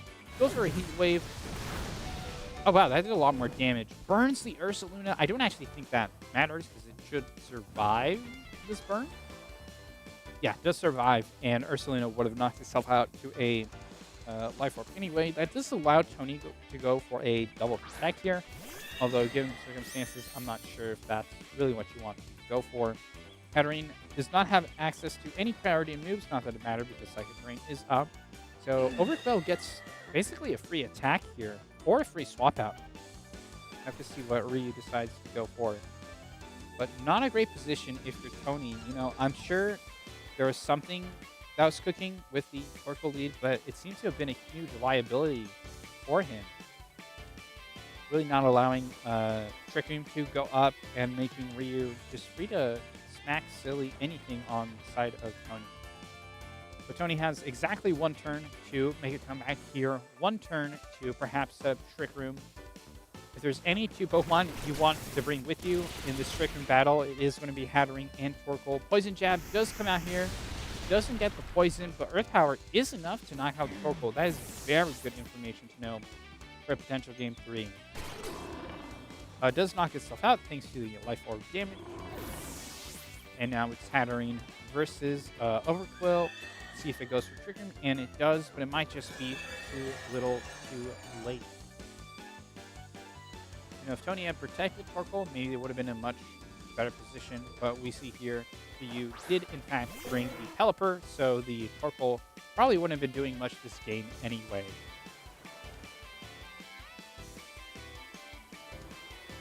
Ryu definitely, and yeah. Ryu wins this game one pretty handedly. Not to just call it out the outset, but I think that turn 0 play, the turn 0 leads, Torkoal and Indeedee, probably not the best against Ryu. Ryu, you know, did swap out the Talonflame for the Overqwil. Talonflame didn't do very much that first game outside of Taunt. But of course, why Taunt Indeedee? We can just KO it with Throat Chop. I think that's a pretty sensible adjustment from the side of Ryu. That's not to count it out, though. You know, you won Game 1, you can't afford to make a mistake in Game 2. It's going to come down to this Game 3. Both of these players still need to play this game pretty well. No one has an outright advantage. And we'll have to see what they want to lead. We did learn some very critical information in respect to Ryu's Ursaluna. We did learn that Ryu's Ursaluna is faster than Gallade. That's very good information to know. It means outside of Trick Room, Ursaluna is not nearly as threatened as may have seemed. And of course, in Trick Room, Ursaluna is very much threatened by that Gallade. But we also learned that an Earth Power into the Torkoal is enough for a knockout. That's very, very big information. Because that means even if you're in Trick Room, if you can just have Ursaluna be healthy enough to just land that Earth Power into the Torkoal, that might be good enough. We'll have to see what these players decide to lock in here going into Game 3. Trying to take a look in the team sheet to see if I missed anything, but I think that's pretty much it, yeah. We're going to just jump into this third and final match here. Round 3 of this CardArt Cup. It is Sinistra and Ursaluna. A nice adjustment, but Ryu still leads their own Ursaluna versus the Overqwil. I still think Tony's in a similar position to last game, though. Granted, Ursaluna can still put in the work. Hisuian Ursaluna, can still put in the work level 50 Torkoal outside of Trick Room, but still not a great position. Throat Chop versus Sinistra. The Sinistra does have Terra Dark, or excuse me, does have the Dark as its Terra type. So it could just, if it wants to guarantee Trick Room, it could just go for a Terrestrialization into the Dark type. That would allow it to survive the Throat Chop and Blood Moon pretty handily, but it will burn its Terrestrialization. It seems like that's exactly what Tony is going for here. Terrestrializing Sinistra into the Dark Terra typing to allow it to resist a Throat Chop plus Blood Moon combo. But we'll have to see if it's enough. Ursaluna goes for Protect. Sensible, given it needs the Flame More ability. Throat Chop going in, doing not a whole lot of damage. Ryu did not Terrestrialize, so this Blood Moon should just not knock out. Oh, wow! That just KO'd! What in the world? What has this Ursaluna been eating? Oh my goodness! Tony just not only loses Sinistra, but Terrestrialization as well. Maybe I need to try out Life Orb Ursaluna sometime. Holy moly! I was so certain that would survive. But now suddenly Ryu is in a phenomenal position because guess what we learned last game? Throat Chop plus Hyper Voice is enough to KO the Glade. Although Glade does have Wide Guard, but if Glade goes for Wide Guard, then it's not going for a close combat into Ryu's Ursaluna. Overkill and Blood Moon Ursaluna in a very good position here. Sure, Tony's Ursaluna is now burned. Will probably be able to deal massive damage to either Pokemon. Probably not enough for a straight-up knockout. Ryu playing it safe, goes for a double target into the Glade, going to be KOing it. But Ryu in a phenomenal position here. Have to see what Tony's Ursaluna goes for Earthquake. That is enough to KO the Overquill, of course, but not quite enough to KO the Ursaluna. But yeah, really not the position you want to be in if you're Tony. Ryu still has 2 more Pokemon. As we learned, one of them is the Archaludon. And the other one is Torkoal. Again, we learned last game. Earth Power into Torkoal is enough to KO. Tony could read that, go for a Protect. But it might not matter, honestly, because Archaludon, Ryu's Archaludon does have access to Body Press. We do not know how that Archaludon is trained in terms of defense, but one could assume it will deal a good amount of damage to Tony's Ursaluna. And I really don't see a downside to just like Body Press, Protect, or switch out Blood Moon Ursaluna. I'm not really sure what Tony can do about that, in all honesty. If Ryu did bring Pelipper in the back, that would also be a good step forward in neutralizing this Torkoal. But we actually see Ryu swap out Archaludon into the Pelipper. That is going to get rid of the Sun. Torkoal now will basically only be able to click Earth Power, which in front of a Pelipper, definitely not what you want to be. With this powerful Facade going out into Pelipper, bring it down to its Focus Sash, but it might not matter, honestly. Eruption. This is full HP Eruption, but Pelipper is only at 1 HP, so it won't be too impactful. This Torkoal is holding the Charcoal item. It is not the Choice Spec variant, so it will be free to swap into Heat Wave. Well, actually, this Torkoal does not have Earth Power. It has Solar Beam as its last move, which it definitely does not want to click into this Archaludon. It looks like Torkoal is just going to be launching Heat Waves no matter what. Ryu in a phenomenal position here. Could just launch Body Presses. Could go for Blood Moons or Hyper Voices. Honestly, Ryu, dare I say, has this game in the bag. I'm curious to see what Tony can do about it, but I think Tony just got caught off guard, much like myself, by Blood Moon just straight up KOing Sinistra. I don't think either of us were really expecting that. Ryu going to be revealing Terrestrialization one last time. Sparkle Gem of Dreams into the Ursaluna, Terrestrializing into the normal type, as if those Blood Moons didn't deal enough damage already. Torkoal going to Protect, but I have a feeling it's not going to matter too much. Ryu with Flash Cannon. Oh, actually not Body Pride. Flash Cannon coming out here, and a Hyper Voice with that Terra Normal Life Orb. I think that is going to be enough for a knockout into Tony's Hisuian Ursaluna. Yeah, plenty of wiggle room left. I honestly don't see a way Showy can win this. We saw in game 2 that an Earth Power into the Torkoal is a clean one-hit KO, and Torkoal just protected, so it can't do so safely next turn. Electro Shot just for good measure, but yeah, this game is over. Players are already shaking hands, swapping team sheets, having a little chat while this Electro Shot goes off. I'm curious how much damage this deals. Oh wow, that's nearly KO. This Torkoal must not be very specially defensive trained, basically at all. But yeah, that is going to be game. Well played to both of these players, but Ryu honestly just got Tony. I don't know how else to say it. You just got stat checked. Yeah, I was not expecting that Blood Moon Ursaluna to just straight up KO Sinistra. Tony probably wasn't either. Otherwise, they probably would not have committed the... well, maybe they would have committed Terror Dark anyway, but definitely was not expecting that. That was huge. Absolutely well done by Ryu. Yeah, I almost feel bad for Tony. That was crazy. Oh my goodness. All these high-power Pokemon. What is this, Reg G? I thought we were done with all the Okos. Well, regardless, we are going to take a bit of a break here.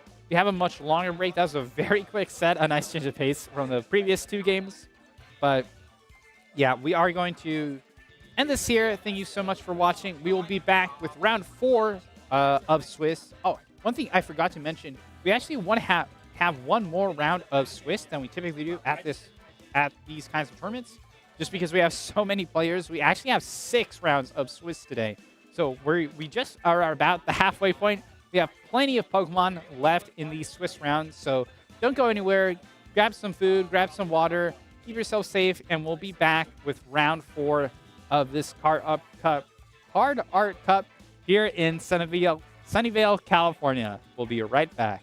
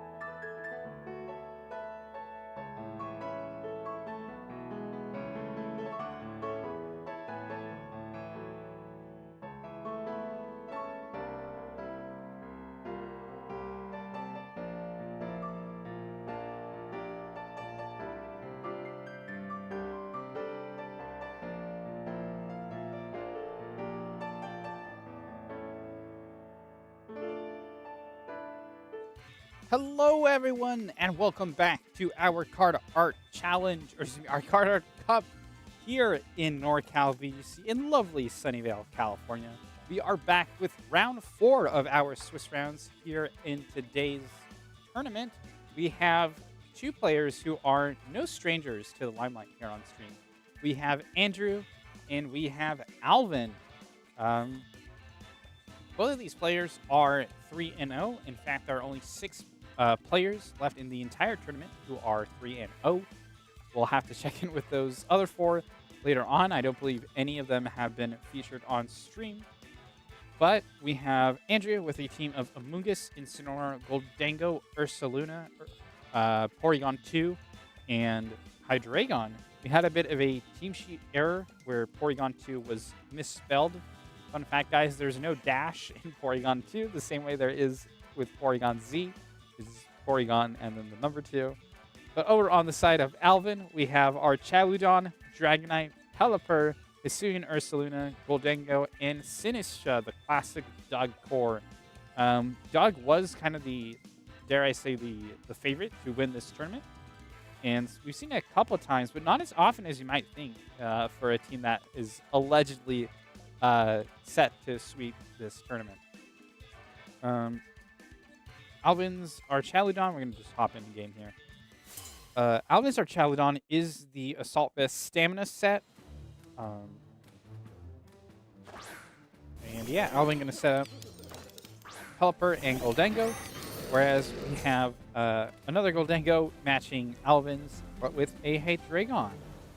A Hydreigon. Okay, I thought there was no music for a second. It's just like that. Hydreigon is Terra Ghost with the safety goggles. Has access to Draco Meteor, Snarl, Tailwind, and Protect. So this is not the Focus Sash, or not excuse me, Focus Sash, Focus Energy, Crit Everything variant, but still very potent nonetheless. Porygon 2 on the side of Andrew has the Terra Fighting version with Terra Blast, Ice Beam, Trick Room, and Recover, of course holding the Eviolite item. Goldango on the side of Andrew is Metal Coat with Make It Rain, Shadow Ball, Nasty Plot, and Protect. While Alvin's Goldango is Terra Flying, Choice Scarf with Make It Rain, Shadow Ball, Protect, and Crit. So we see that Make It Rain actually is a 2-hit KO onto the Hydreigon, but not after that -1 special attack. Hydreigon goes for a Tailwind here. We learn it is faster than Pelipper, which matches with a Tailwind of its own, effectively nullifying both Pokemon. Or both Tailwinds, I should say. We'll have to see here. We don't know which Goldango is faster. That's the age-old question. That is extremely vital information. Hydreigon here is faster than Pelipper. That's good to know, but we don't know if it's necessarily faster than Goldango. Taking another look at the team sheet. I believe both of these Ursaluna are the exact same. Yes, what the hell? Earthquake Sod. That is correct. Both of these basically have the same Ursaluna. Yeah. But yeah, Alvin just going for a Make It Rain here. Barely not KO thanks to the already reduced special attack. Snarl coming out here going to be doing a fair bit of damage to Goldango, but more importantly gets a special attack drop onto the Pelipper. And Andrew's own Pelipper, Andrew's own Goldango goes for a Nasty Plot. And last but not least, Alvin's Muddy Water. Oh, misses Goldango and the Hydreigon. Oh my goodness, that's crazy. Yeah, miss into Goldango is not the end of the world, but certainly missing a KO onto Hydreigon, definitely very impactful, because it means Hydreigon will get to launch another Snarl here. Alvin's Goldango could honestly just stay in to guarantee a KO onto the Hydreigon. It is at -3, but even so, a Make It Rain should be enough to knock out. Or Alvin could simply swap it out for something else. Yeah, that Muddy Water miss, definitely impactful. Andrew preserving this Hydreigon says, hey, if I knock out this Goldango, I think it can do some real work later on. As we see Griff, the Porygon 2, nice and shiny. Its special attack does rise. That is important to note. And yeah, another Make It Rain. Alvin is saying, yeah, I really need this Hydreigon gone. Goldango does go for Shadow Ball onto the Pelipper. I think that'll KO. And it does. Nicely done. We learned something very important. Actually, no, I misread. That's actually not Choice Specs Goldango. That's actually Choice Scarf. So we'll always outspeed Andrew's own Goldango. But it is now locked in. Now at -4 special attack with Make It Rain, doing basically no damage to either of these two Pokemon. Alvin very much incentivized to swap out the Goldango into something else, if only to reset those special attack drops. Our Chaludon, on the other hand, let me double check. Yes, it is the Body Press version. So if Alvin can get just a little bit more chip damage onto the Porygon 2, it could KO it with a Body Press, or it could just go for an Electro Shot into Andrew's Goldango. Certainly has taken enough chip damage where that will be a nice, easy knockout. We'll have to see Alvin swap this out. Goldango into the Sinistra Hospitality. Will actually not activate because both of these Pokemon are already at full HP.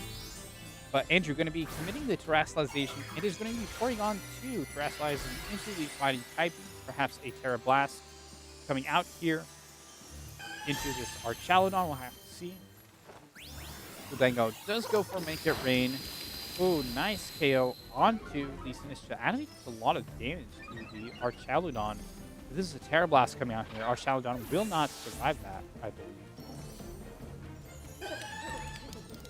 But first, Archaludon Snarl comes out. That is going to make a very big difference. Not only does that put Goldango back into neutral, but it puts this Porygon at -1. And now this Terra Blast should not KO, but it will come very close.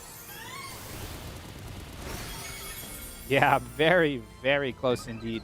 Stamina proc is relevant because Alvin could swap in his own Goldango for an KO onto Andrew's Goldango, and because we know the Archaludon is faster than the Porygon 2, could have a Body Press to try and KO Porygon 2. I don't know the calcs. I don't know if that will necessarily be enough. But Alvin, not exactly in a great position here. Is brave threatening to this Goldango and this Porygon 2, but still has a Hydreigon to contend with him back, and whatever Andrew's 4th Pokemon is as well. It's like I'm a little on the quiet side, so I'm going to raise my voice. Hopefully that's a lot better.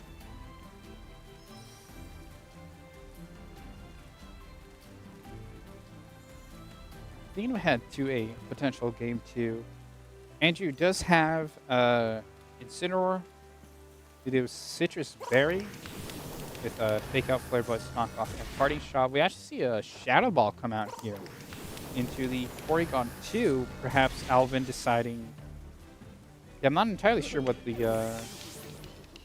perhaps just simply predicting that Andrew will swap out his Goldango. Electroshock may come out here, presumably into Porygon 2. That should be enough for a knockout, thanks to all the fire chip damage.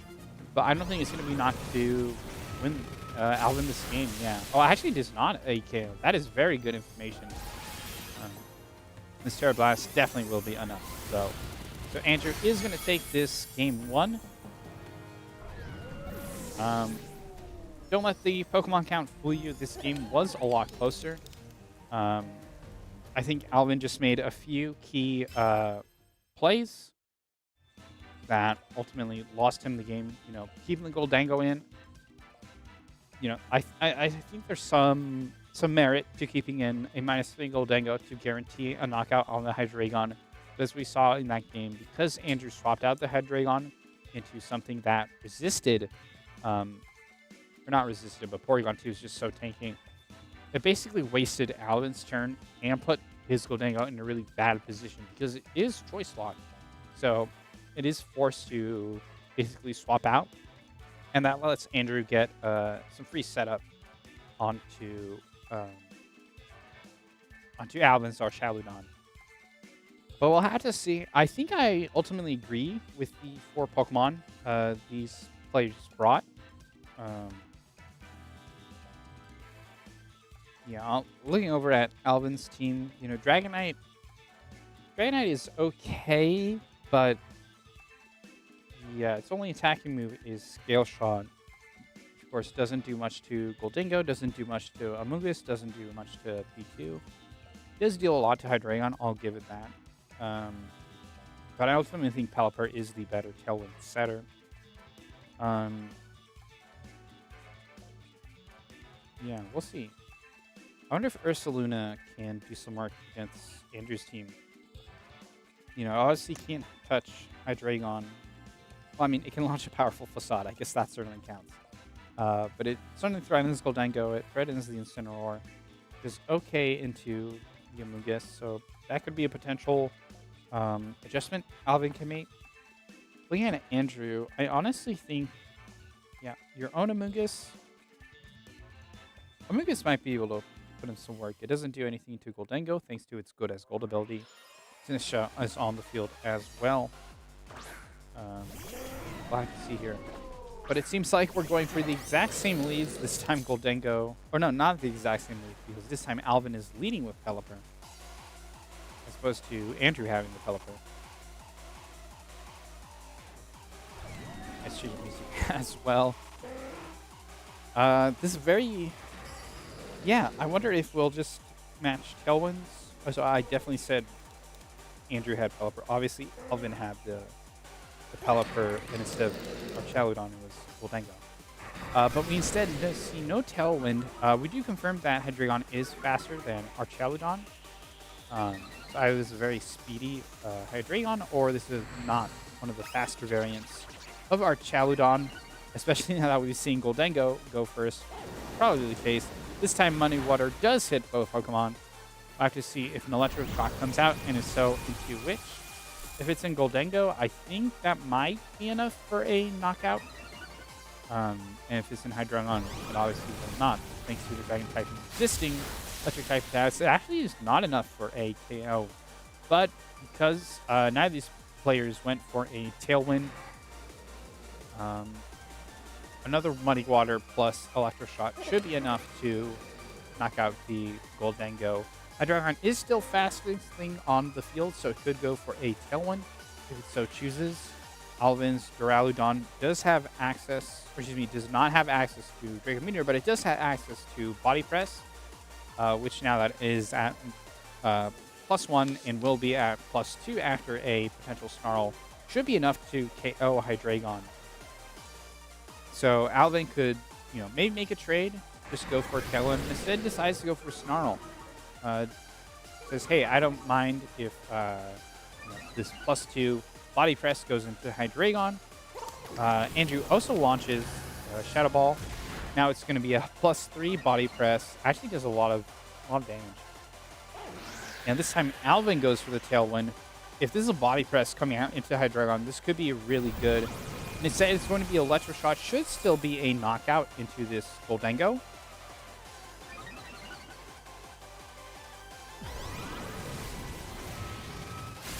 Yeah. I don't know. I was waiting in anticipation. We saw earlier, it did plenty of damage. So Alvin now at +2 special attack, or excuse me, at +0 special attack, but +3 defense. Certainly can threaten some really powerful body presses. This is the Assault Vest, our Chaludon, so will not be able to survive a Fake Out. Honestly, Fake Out shouldn't KO. If Andrew wants to get rid of this Chaludon, it has to launch both a Fake Out and an attack into that slot. So Alvin could predict that, swap out their Chaludon, save it for later. Or Alvin could say, hey, if you're doing that, my Pelipper gets to do an attack for free. It could be a nice, sweet, tempting Weather Ball into that Incineroar slot. Yeah, we'll have to see. Alvin's Pelipper is carrying the Focus Sash item, so if Alvin is deathly afraid of that, could just Rascalize Pelipper into the Ghost Terra type, but honestly don't see a reason to. Instead, Alvin is going to swap out the Pelipper into Goldengo? Sinischa. Oh, yes, I forgot about Sinischa. Thanks to Hospitality, will increase or rather, will restore its HP. Fake Out comes out, does negligible damage, but now Duraludon at +4 sure will flinch. But Hydreigon gets another attack. This time it's a Tailwind to match Alvin's. That means for the next 2 turns, both of these players will be playing as if there was no Tailwind in effect. But after that, Andrew will have a couple turns where his Pokemon will definitely be the fastest thing on the field.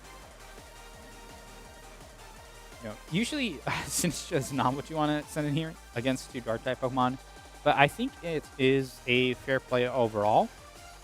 If you can swap out Sinistcha to swap it back in, you could potentially run away the game with our Chowdon. To go for a Body Press into either of these 2 Pokemon will definitely knock it out. Or if you suspect a switch, could just go for another Electro Shot. But instead, Alvin is going to Terrasilize Sinistcha into the Dark typing. We saw a Terra-Dark Sinistcha last game. Did not survive a single attack, but here I think it will. Rage Powder comes out. Will be protecting the Archaludon. Could be a potential Body Press. Draco Meteor comes out here, but the perhaps not reading the team sheet. Andrew's Hydreigon is carrying the Safety Goggles item.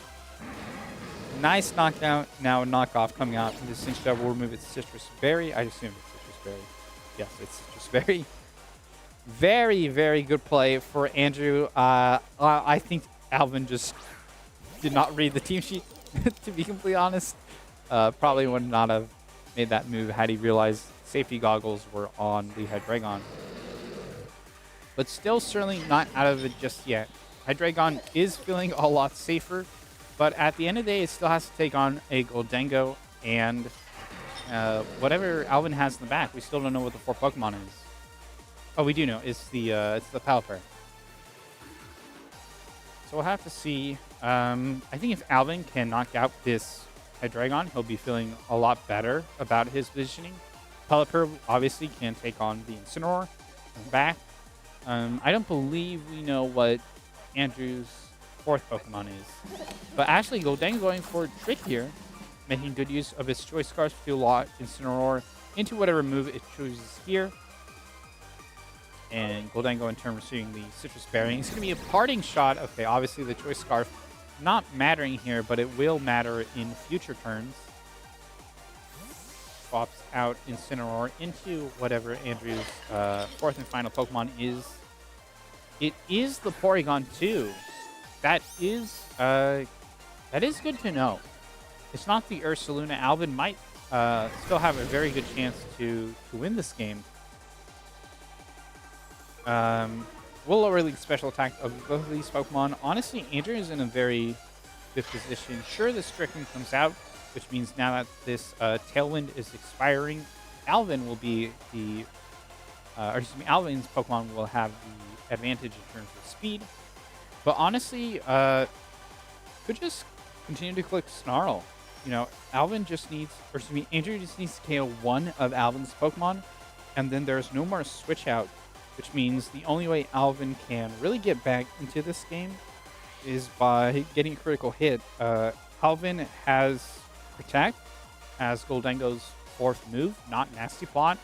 So Make It Rains will continue to reduce the special attack of Alvin's Goldengo, which means if Andrew can position it just right, he could get Goldengo in a position where it can just be ignored, honestly, and just focus down on whatever the other slot is. Andrew going to go ahead and use its Terrasilization to Terrasilize Porygon 2 into the Fighting Terra type. Both of the opposing Pokemon are, or not both, but the opposing Sinistcha is now weak to Fighting. Sinistcha going for Life Dew, not affecting Goldengo, thank you Game Freak, but will at least restore a little bit of HP. Goldengo now tricking the Citrus Berry back onto Porygon 2. Interesting. You know what? I don't disagree. I was just talking about how otherwise Alvin can, Andrew can kind of ignore Goldengo. Now it definitely can't be ignored, but actually the thanks to the download boost, Terra Blast is just straight up a one-hit KO despite the healing previously with Life Dew. Snarl come out here, going to be doing an okay amount of damage, but more importantly, neutering the Goldango further. Andrew's Tailwind now peters out. So we have some interesting speed tiers. I believe Porygon 2 will go first, and then Pelipper, and then Goldango, and then the Hydreigon. But honestly, I still think Andrew still has this match. Just needs to KO the Pelipper, and it does. And I think Andrew can just withstand the Make It Rain. Alvin is basically only hoping to crit, land critical hits. I think that's the only way Alvin can really win this game, but chances of that happening are reducing further and further with each snarl. Terra Blast coming into the Goldango does not affect, but Make It Rain here, unless it's a critical hit, which is not, unfortunately, it does mean Andrew will win this game. Unless Snarl can hit. I just... So that is going to be game. Andrew taking this game pretty handily. Again, don't let the Pokemon count fool you. Sure, that was a 3-0, but it was not nearly that close, you know. Alvin had a really good position with the Archaludon, you know, at +4 defense, at +2 special attack. Definitely in a very good position to win the game. I think, honestly, it kind of feels bad, but I think Alvin just didn't read the team sheet. You know, forgot that Hydreigon was holding the safety goggles item, and therefore Rage Powder could not save it. A bit unfortunate. You know, I think if Alvin instead went for a body press into the Hydreigon and maybe did something else with the Sinistcha, the turn previous, obviously the turn where Sinistcha Rage Powder was not did not matter that much. But Alvin definitely definitely had a good position and just lost it. But yeah, honestly, I think I do have to just chalk it up to the safety goggles. Let this be a lesson. Even at the highest level of play, sometimes we forget to check the team sheet, and you know that's just the game we play. But don't feel too bad. We will be back after I wouldn't say a short break, a pretty sizable break. With round 5, we are 4 other players going into this 4th round who are 3-0, who are undefeated thus far. So, you know, if four players are undefeated, then that means 2 of them in the next round, whoever they may be, will be featured in round 5. And yeah, I think we're just going to do that. So we'll cut it here, and we'll hop to a break, and we'll catch you all back with round 5 of our cup here at CardArt in Sunnyvale, California.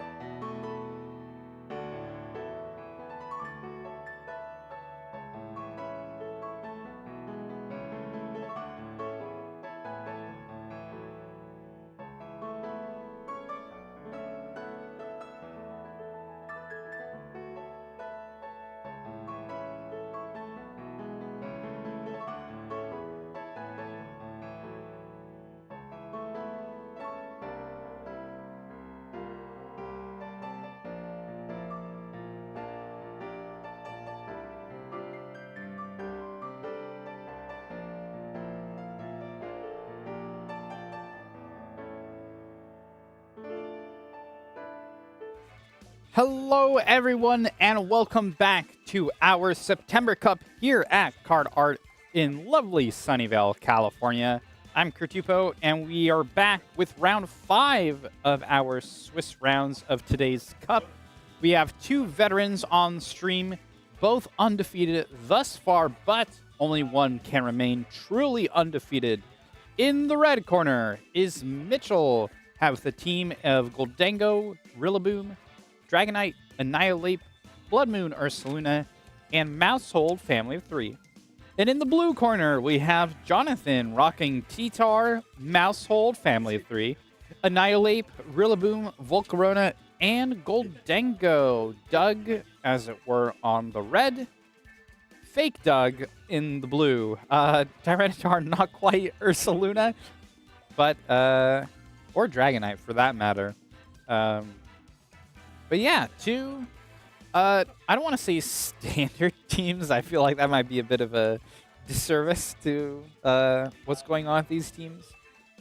But I would say fairly, not like super shenanigans going on here. Of course, Jonathan does have the Tyranitar. We haven't seen Tyranitar too much in this format, but it's not unheard of to see it here. It is not the Dragon Dance variant. It is Rock Slide, Knockoff, Low Kick, and Protect. And sorry, adjusting some settings in the background. The Volcarona is Terra Blast. It is not Giga Drain. It is Heat Wave, Terra Blast, Quiver Dance, and Protect with the Terra type of Fairy. It's not very often that we see the Fairy Terra type with Terra Blast. Although into Mitchell's team specifically, I think it could do some work. But we're just gonna jump right into it here.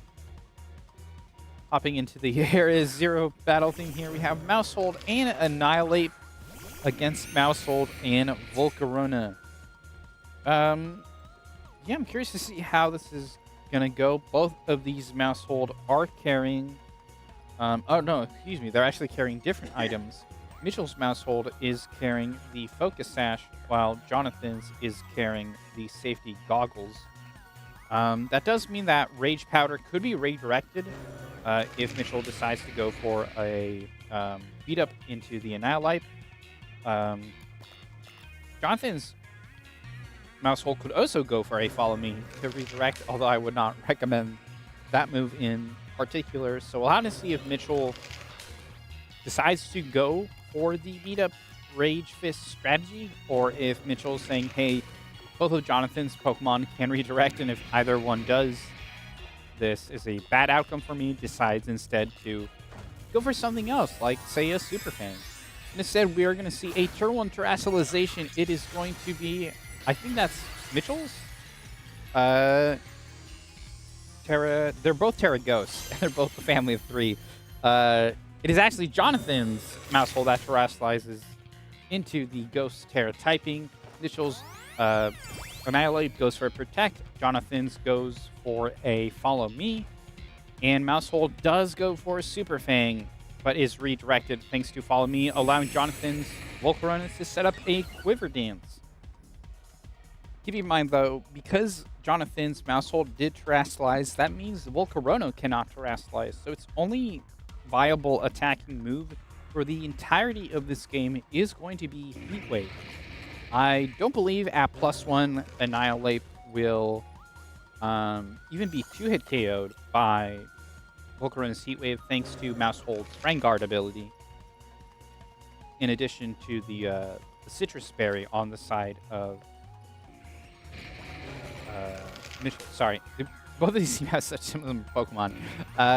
One key difference, though, is that Mitchell's Annihilate is Terra Fire, whereas Jonathan's Annihilate is Terra Grass.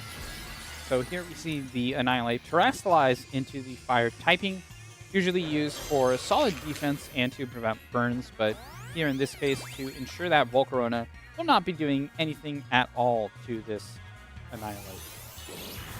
But actually, instead deciding to not proc the what's it called?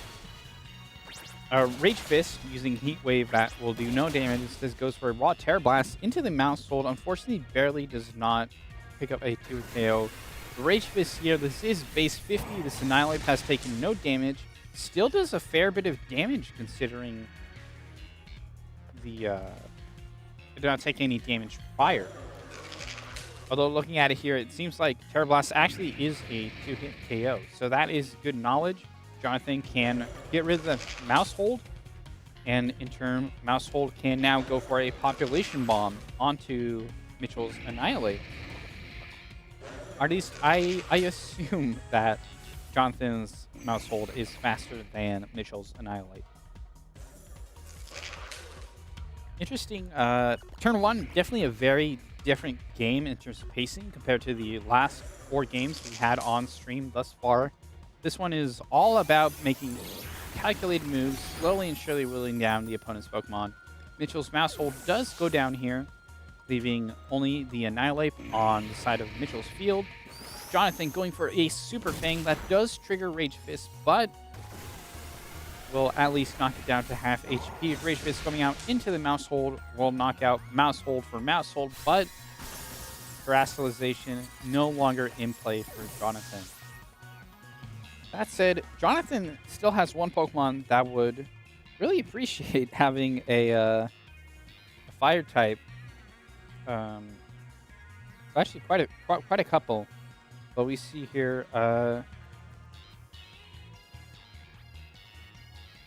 Yeah, I'm curious if we're looking at the team sheet here. Mitchell might have Ursaluna. And he does. Okay. This is Assault Vest Ursaluna, so will be very good against the Volcarona, but definitely not so good against this Rillaboom. In addition, Jonathan's Rillaboom does have access to high horsepower, so that could be a good way to deal with the Annihilate. I don't know the speed tiers, how these Pokemon are trained, but if both of Jonathan's Pokemon are faster than the Annihilate, the Volcarona certainly is. Could just go for a Heat Wave into high horsepower into Mitchell's Annihilate. Ursaluna, on the other hand, is very much threatened by both of these Pokemon, to be honest. Mitchell's Ursaluna is holding the Assault Vest, so Volcarona won't deal too much damage to it, but of course, a Wood Hammer definitely going to be a knockdown. Rillaboom, in addition, also holding the Assault Vest item, although I don't think it will matter too much. But instead, Jonathan, going for a bit of a middle ground play, goes for a Quiver Dance onto the Volcarona, now at +2 special attack and +2 special defense. But Mitchell, also making a similar play, goes for a Bulk Up, raising the attack and defense of Annihilate. But more importantly, we learned that this Rillaboom is actually slower than the Annihilate. That's very key information for later on in the match. Ursaluna here going for a Blood Moon. That will definitely not KO because Rillaboom is holding the Assault Vest items. But we know the Annihilate is faster than Rillaboom, and suddenly the tables have turned. I don't know the calcs. I'm curious if a Grassy Glide into Annihilate plus a Heat Wave is enough to knock out the Annihilate. If so, this might be the turn to play with it. But if not, you might want to hold off on it because that could make a Rage Fist KO here. Very scary position for both players, honestly. Ursaluna going to go down to the Grassy Glide from the Rillaboom. That's one Pokemon down, 2 more to go. But this Annihilate is the real problem here. Volcarona for Terra Blast. Oh, barely does not KO. And Annihilate will consume its Citrus Berry.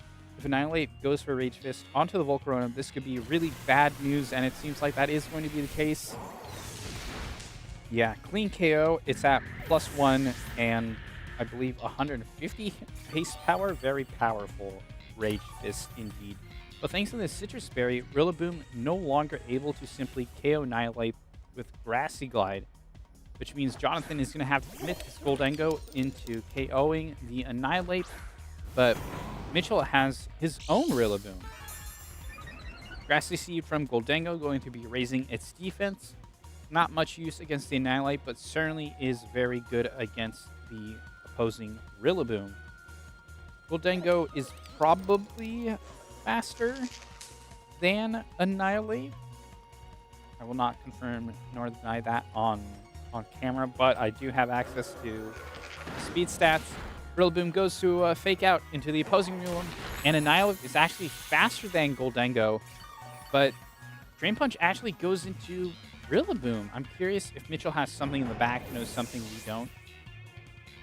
Actually, no, because Mousehole was the 4th Pokemon. Shadow Ball coming out here. This should just be a knockout onto the Annihilate. It's actually not. That's interesting. Good information to know that this Annihilate is very specially defensively trained. Yeah, interesting. Okay. So Mitchell will probably win this game because we did confirm that Mitchell's Annihilate is faster than Jonathan's Goldengo. So it's very hard for me to think of a way Jonathan can win this. But you can take a moment, think about how he wants to approach Game 2. There were... I don't want to say there were like a whole lot of mistakes either player made, right? I think, there was a turn where Volcarona quick Quiver Dance and Annihilate quick Bulk Up. I dare say this is more of an information diff. If Jonathan knew that Annihilate outsped his Goldengo, maybe he would have prioritized it a lot sooner. I think both players trading out Mouse Hold is probably always the right move, generally speaking. But we'll have to see how these players adapt. But this was definitely a close game.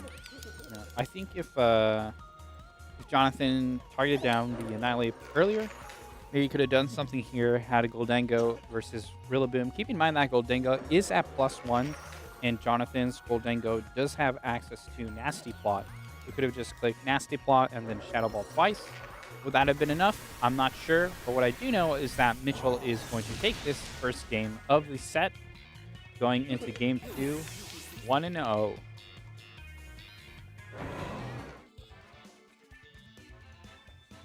Yeah, looking at the team sheets here, I'm wondering what are the adjustments both of these players can make. I think Mitchell maybe could leave the Ursaluna at home, perhaps. Ursaluna is okay into Jonathan's team, but Rillaboom is Assault Vest, so it takes those Blood Moons and Hyper Voices really easily, and Mitchell's Ursaluna is Assault Vest as well, which means it doesn't have the power boost like we saw earlier today with the Life Orb that did so much damage. And in contrast, Jonathan, I wonder if you bring the same 4. I'm tempted to say yes. Tyranitar honestly doesn't do too much. Sure, it's really good against Mousehole, but Mousehole is never really the problem, right? It's whatever it's supporting. Doesn't really do well into Ursaluna, doesn't do well into Annihilate. I guess is okay into Mitchell's Dragonite, but falls pretty easily to both the Rillaboom and the Goldengo. I don't think Tyranitar is really the play. So I think you still bring those 4. Maybe you could swap in a Goldengo for your own Annihilate. I don't think that's an awful idea either. Mitchell's Dragonite does not have dual Wing Beat or Terra Blast. Its only attacking move is Scale Shot, which means if Annihilate is trained to survive that Scale Shot, it could easily throw off a powerful Rage Fist. So that might be one angle to consider. But I definitely say Mitchell has more wiggle room overall in terms of adjustments to make. But we'll have to see. We'll have to see. There's a reason they are on the stage, and I am not. So I'm curious what, if any, adjustments these players will make to their turn 0 leads. Waiting for the Switch 1 to load. And then we will hop right into it.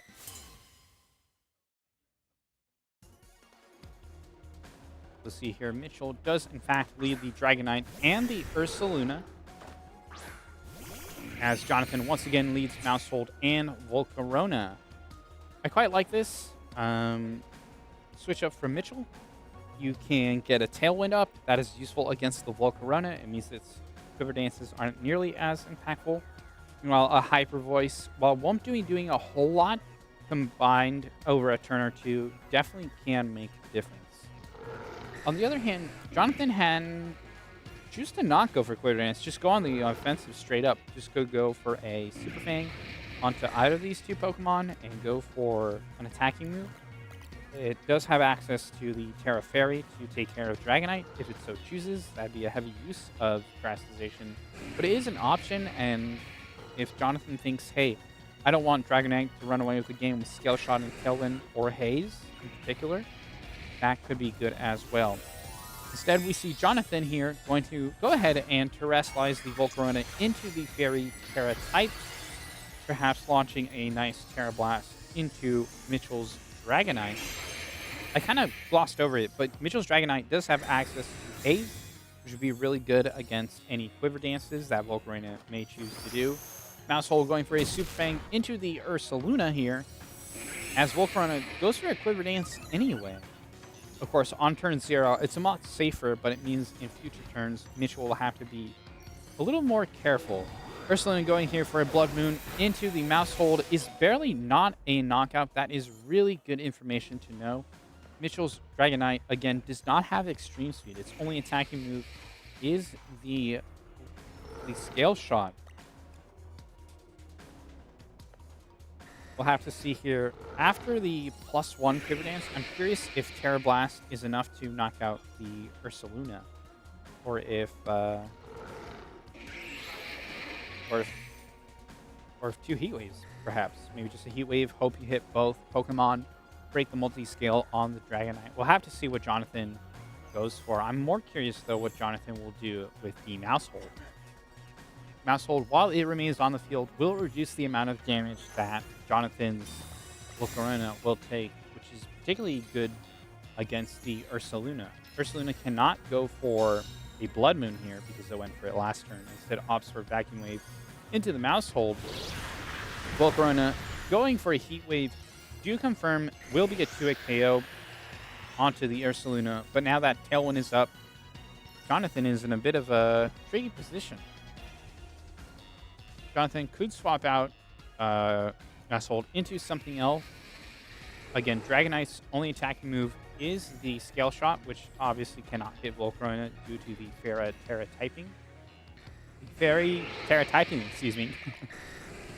So it's really just Volcarona versus Ursaluna. But what Dragonite most certainly can do, especially now that it has Tailwind up, is click Haze, remove those Quiver Dance boosts from the Volcarona, and allow for a powerful Blood Moon to take the KO. But only if Mitchell calls that Mousehole is swapping out. Mousehole does in fact swap out, so that's part 1 of the plan. Jonathan sending in its place Rillaboom, the rank master, going to be setting up some grassy terrain here. Unfortunately, Dragonite cannot take advantage of it due to its flying typing to restore the multi-scale ability.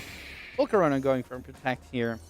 Nice and safe pivot. Dragonite does in fact go to Haze, ensuring that Volcarona is now slower than both the Dragonite and the Ursaluna. And Ursaluna goes for Blood Moon. Mitchell's Dragonite is multi-scale, which means it is vulnerable to a Fake Out here. So if Mitchell wants, or excuse me, if Jonathan wants, he could just Fake Out Dragonite, go for an attack into the Ursaluna slot, Terra Blast if he wants to guarantee the damage, Wave if you're feeling a little risky. Either one should KO this Ursaluna. On the other hand, Rillaboom could just go for a Grassy Glide onto the Ursaluna as well and just go for a Terra Blast into the Dragonite. Depends how the Dragonite is trained, but might be able to knock it out.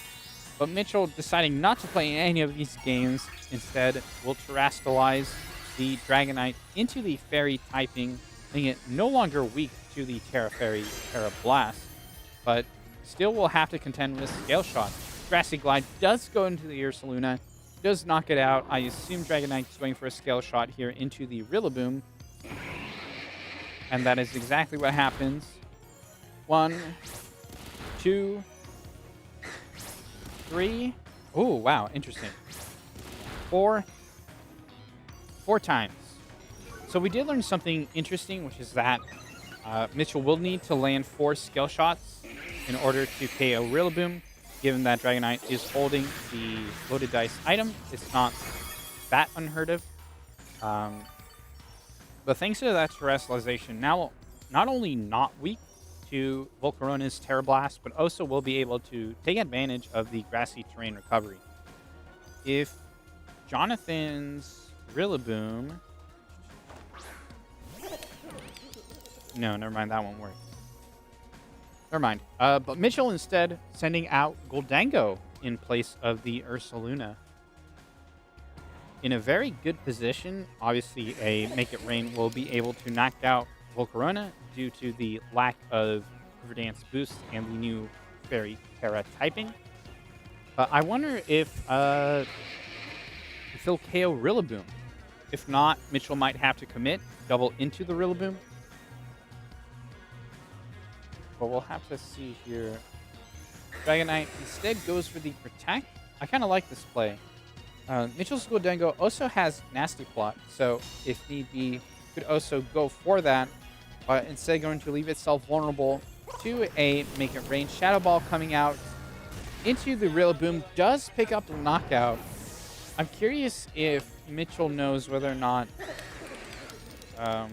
Make It Rain will KO. Heat Waves coming out here will launch into the Protected Dragonite, but does crucially hit Goldango. That should be a KO. Actually is not a KO. Good to know. That's valuable information should a Game 3 come about.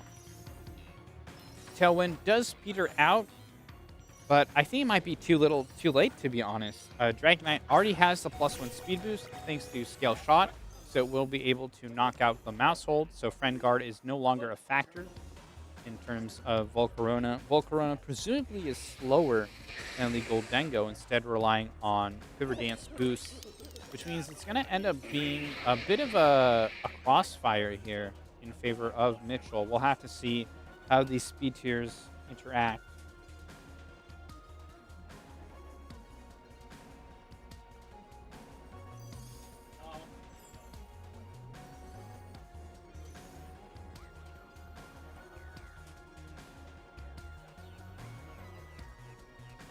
Excuse me, Ramon. But yeah, Mitchell definitely in a better position here. Going to go ahead and protect Goldango. Says, hey, why risk it? I don't need to play any faster than I need to. But actually, Mousehold is faster despite the +1 speed from the Dragonite, and instead goes for a Tailwind. So if Jonathan read this, this might be an opportunity to get back in the game. Instead goes for a Heat Wave, and Dragonite avoids the attack. Very, very unfortunate. I don't think it would have mattered. I'll have to ask the players after the match, but I don't think Dragonite would have fainted to a Heat Wave there. It's at +0. But learning that Mousehold is faster than Dragonite, even at +1, certainly is extremely valuable information.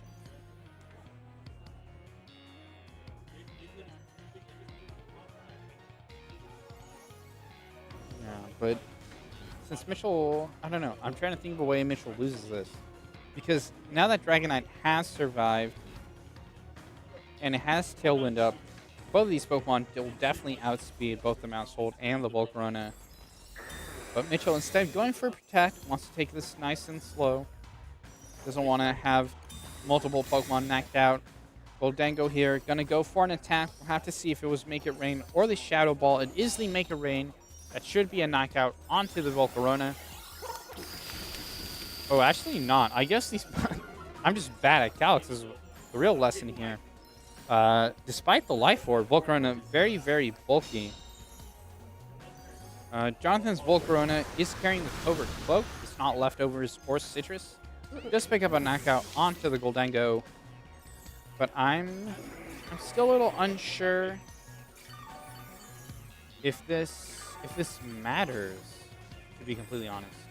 Grass terrain does dissipate from the battlefield. It's up to Mitchell's last Pokemon. It is the Annihilate, keeping in mind that this does outspeed. I'm curious how much Rage Fist will do to Volcarona.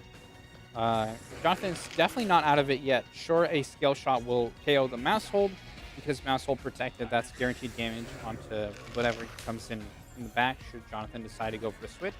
Or if Jonathan doesn't switch, then that's a KO onto Mousehold, and Annihilate can just go for a bulk up. But it's definitely an awkward position, starting to become an awkward position for Mitchell because Dragonite, as threatening as it is, cannot touch Volcarona. Again, its only attacking move is Scale Shot, which Volcarona is immune to thanks to the Terra Fairy typing. Which means in order to win this game, all Jonathan has to do is KO the Annihilate. If Jonathan can do that, Volcarona will win the match by default. Instead, Jonathan swaps Mousehold for their own Annihilate. Scale Shot looking to be a 2-hit KO, all things considered. 3 and 4, yes. So it's going to be up to... Oh, I forgot about the Citrus Berry. So we'll need one last attack into that slot.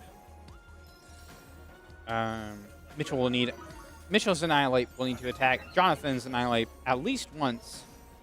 But instead, Annihilate going for a raw Race Switch into Volcarona. This shouldn't KO because it's only a base 50 attack. But Heat Wave coming out, not knocking out either Pokemon. But this is the last turn of Tailwind for Mitchell. So if Jonathan wants, he could just double protect. The problem there is that Dragonite was still the fastest thing on the field, now at +2 speed. So he could just set up a Tailwind manually the next turn. Annihilate, Mitchell's Annihilate. Now it speeds both Pokemon, and you can go for a Rage Fist into either slot. Definitely will be a knockout.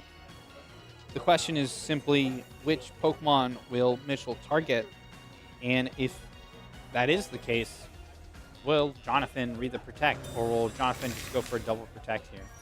Jonathan protects the Annihilate and does not protect the Volcarona, so we'll have to see if Mitchell doubled into Annihilate, or if... Ooh, unfortunately, did not here. Still a chance for Flame Body, I suppose. But Mitchell only has the Mousehold in the back. So if Mitchell wants, next turn could just go for 2 attacks here. Again, Dragonite is the fastest thing on the field. So Jonathan's got to call this. He's got to make the call.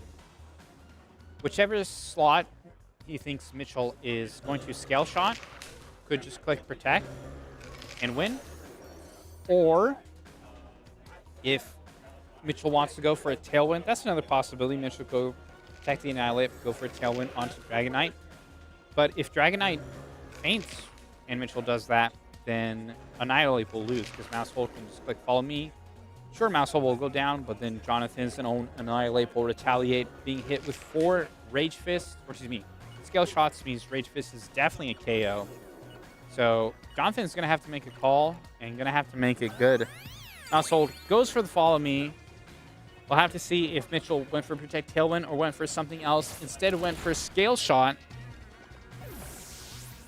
I have to see which Annihilate goes first. This is a quick draw, quick time event.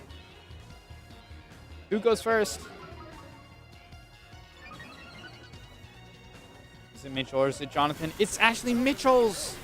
Mitchell's Annihilate is faster. Going to be a clean KO onto Jonathan's Annihilate. And just like that, Mitchell will take this round 5, 2-0.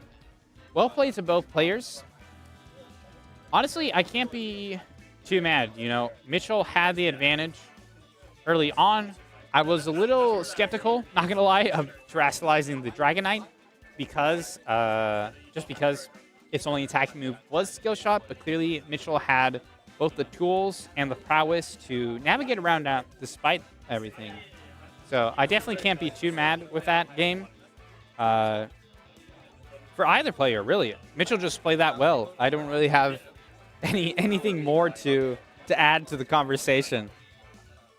But speaking of adding to the conversation, we are going to quickly go ahead and call it here. I believe, surprisingly enough, this was the last match, even though it was 2-0. It looks like that was the last match everyone's just waiting for on us.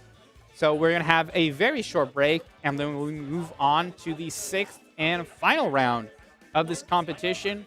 Also want to quickly shout out that Mitchell is now, to my knowledge, the only undefeated player thus far in the competition, and thus is guaranteed a spot in Top Cut.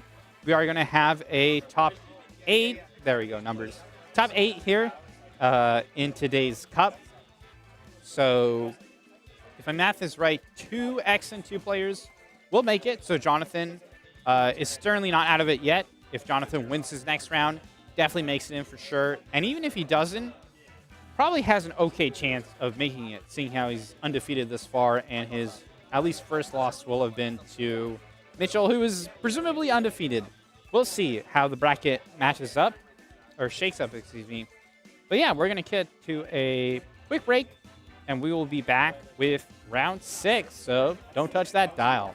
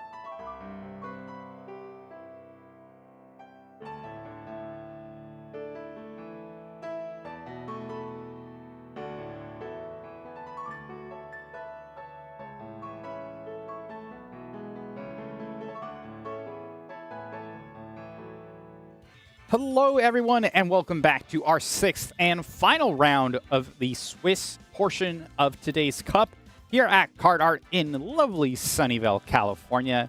I'm Kurtupo, and we have two newcomers to the stream, if I'm not mistaken. We have Chandler and Sean, both 4-1 thus far, meaning one person here will move on to Top Cut, the other most certainly won't. High stakes match here at CardArt. Chandler having a Trick Room oriented team with Amoonguss, Incineroar, Goldango, Ursaluna, Porygon 2, and Tyranitar. Sean having Sneasler, King Gambit, Rillaboom, Dragonite, Incineroar, and Volcarona. Some interesting Pokemon here. I've just got the team sheets right now. I'm curious if this Tyranitar has Dragon Dance or not. It seems to be the Assault Vest variant with Low Kick, Terra Blast, Rock Slide, and Knockoff with Terra Fairy. I think you could do some interesting work here. And Goldango on the side of Chandler is the Nasty Plot variant. And Porygon 2 is the Fighting Terra Blast version as well. I think Porygon 2 in particular is a Pokemon to look out for. On the side of Sean, it is Stellar Sneasler, with Poison Touch instead of Unburden with the Focus Sash item. King Gambit is Black Glasses with 2 Dark type attacks. Rillaboom is Assault Vest. Dragonite is Multi-Scale Loaded Dice with Scale Shot as its only attack. It has Extreme Speed alongside Hades and Protect. Incineroar is Safety Goggles. And Volcarona is Covert Cloak, Quiver Dance. Terra Fairy, Terra Blast, much like we saw in the previous round on stream. Chandler leading with Porygon 2 and Ursaluna, and Sean leading with King Gambit and Sneasler. Interesting to note on the side of Sean, that Sneasler does have coaching, and that would be a particularly okay time to use it, you know. If you can boost King Gambit famously very good into Trick Room teams, does threaten some damage on both of these Pokemon. King Gambit has Kowtow Cleave, Sucker Punch, Protect, and Swords Dance. Chandler has no Psychic Terrain whatsoever, so if Sean can get some chip damage onto either Porygon 2 or the Ursaluna, a powered-up Sucker Punch could just do the trick. But heading into turn 1 of this match, we're going to see, I believe that's Sean going to Terastallize King Gambit into the Dark Terra type. Again, it is holding the Black Glasses item, so a potential Kowtow Cleave here should do massive amounts of damage, with Chandler going to respond with a Terastallization of his own, going to Terastallize Porygon 2 into the Fighting Terra type. So if that Kowtow Cleave is headed towards Porygon 2, it will be at least resisted. Ursaluna going to Protect on the side of Chandler. Porygon 2 likely going for Trick Room. Instead, Sneasler going for a Close Combat. Critical hit. I believe that will put it in Kowtow Cleave range. We'll have to see here. Sneasler going for Kowtow Cleave. Terra Dark boosted. Many multipliers. Does not knock it out. Very, very powerful. Really relevant information, too. But Porygon 2 actually doesn't go for Trick Room and instead go for Terra Blast. But King Gambit, no longer the Steel type, thanks to Terastallization, will hang on pretty handedly. That said, it's not the end of the world if Chandler can find it in himself to click Earthquake here. It could deal a lot of damage to both of these. Actually, Ursaluna does not have Earthquake. Its fourth move is actually Substitute, which I think is fairly interesting, but a Facade into either slot should be enough to pick up Knockout. But Sean definitely in a better position here. I figured Ursaluna could just go for Earthquake. KO King Gambit brings Sneasler down to its Focus Sash, but it seems like that will not be the case here. I have to see how these trainers react if they choose to preserve Pokemon or decide to trade out here. Chandler going to be swapping out the Ursaluna, recently burned, into the Tyranitar. Shiny too, nice. Going to set up the Sandstorm, going to break Sneasler's Focus Sash. King Gambit goes for Protect. We'll have to see what Sneasler went for. If it went for Dire Claw or for Close Combat. Instead, it goes for Close Combat. into the Porygon 2. No Trick Room going to hit the field, at least in this game. Sneasler now at -2 defense and -2 special defense. Going to be taking twice the amount of damage as usual. In a bit of an interesting position. Chandler still has some Pokemon that are faster, potentially faster than this King Gambit. The Goldengo is among them. Tyranitar potentially as well, depending on how it is trained. And the Ursaluna, maybe. But it's ultimately up to Chandler to decide what to swap in. It is going to be the Ursaluna coming in here in a Hisuian Pokeball. I believe both of these Pokemon will outspeed Sean's King Gambit. Maybe not. Depends how they're trained. But Sneasler is definitely a problem. A close combat into either of these two slots would be devastating. Chandler already utilized Terastallization to protect the only thing standing between a Sneasler and a KO'd Pokemon. Incineroar going to come out here. Incineroar not too great against these Pokemon offensively, but that Intimidate going to do a lot of damage. Ursaluna barely hangs on, but only 2 ticks of burn away from being KO'd. Low kick going out into the Incineroar. Incineroar not that heavy, will survive pretty handily. Facade definitely a KO. For sure, Sneasler going down, but Sneasler already did its job. It took care of Porygon 2. It did a lot of damage to Ursaluna, only 1 tick of burn away from defeat. Sean is in a pretty interesting position. You could fake out the Tyranitar and bring in something that you know is going to be faster than the Ursaluna. Or you could also just fake out the Ursaluna and say, hey, I'm going to have a 1v1 Rillaboom versus Tyranitar. Honestly, not a bad play regardless. Chandler, again, does not have access to Terastallization. Will have to think of something to get around this Rillaboom, but Rillaboom so far in a great position. The last 2 Pokemon, or excuse me, the last 3 Pokemon on Chandler's side. Now revealing the Goldengo. Not able to do too much to this Assault Vest Rillaboom. So Rillaboom in a fantastic position to run away with the game. Fake out does go out into the Ursaluna. Going to be KOing it, and now it is Goldengo and Tyranitar against the world. Wood Hammer coming out here, not going to do a whole lot of damage. Actually, respectable damage. Respect it. I respect it. But nonetheless, not a great position. This Rillaboom, again, is holding the Assault Vest item.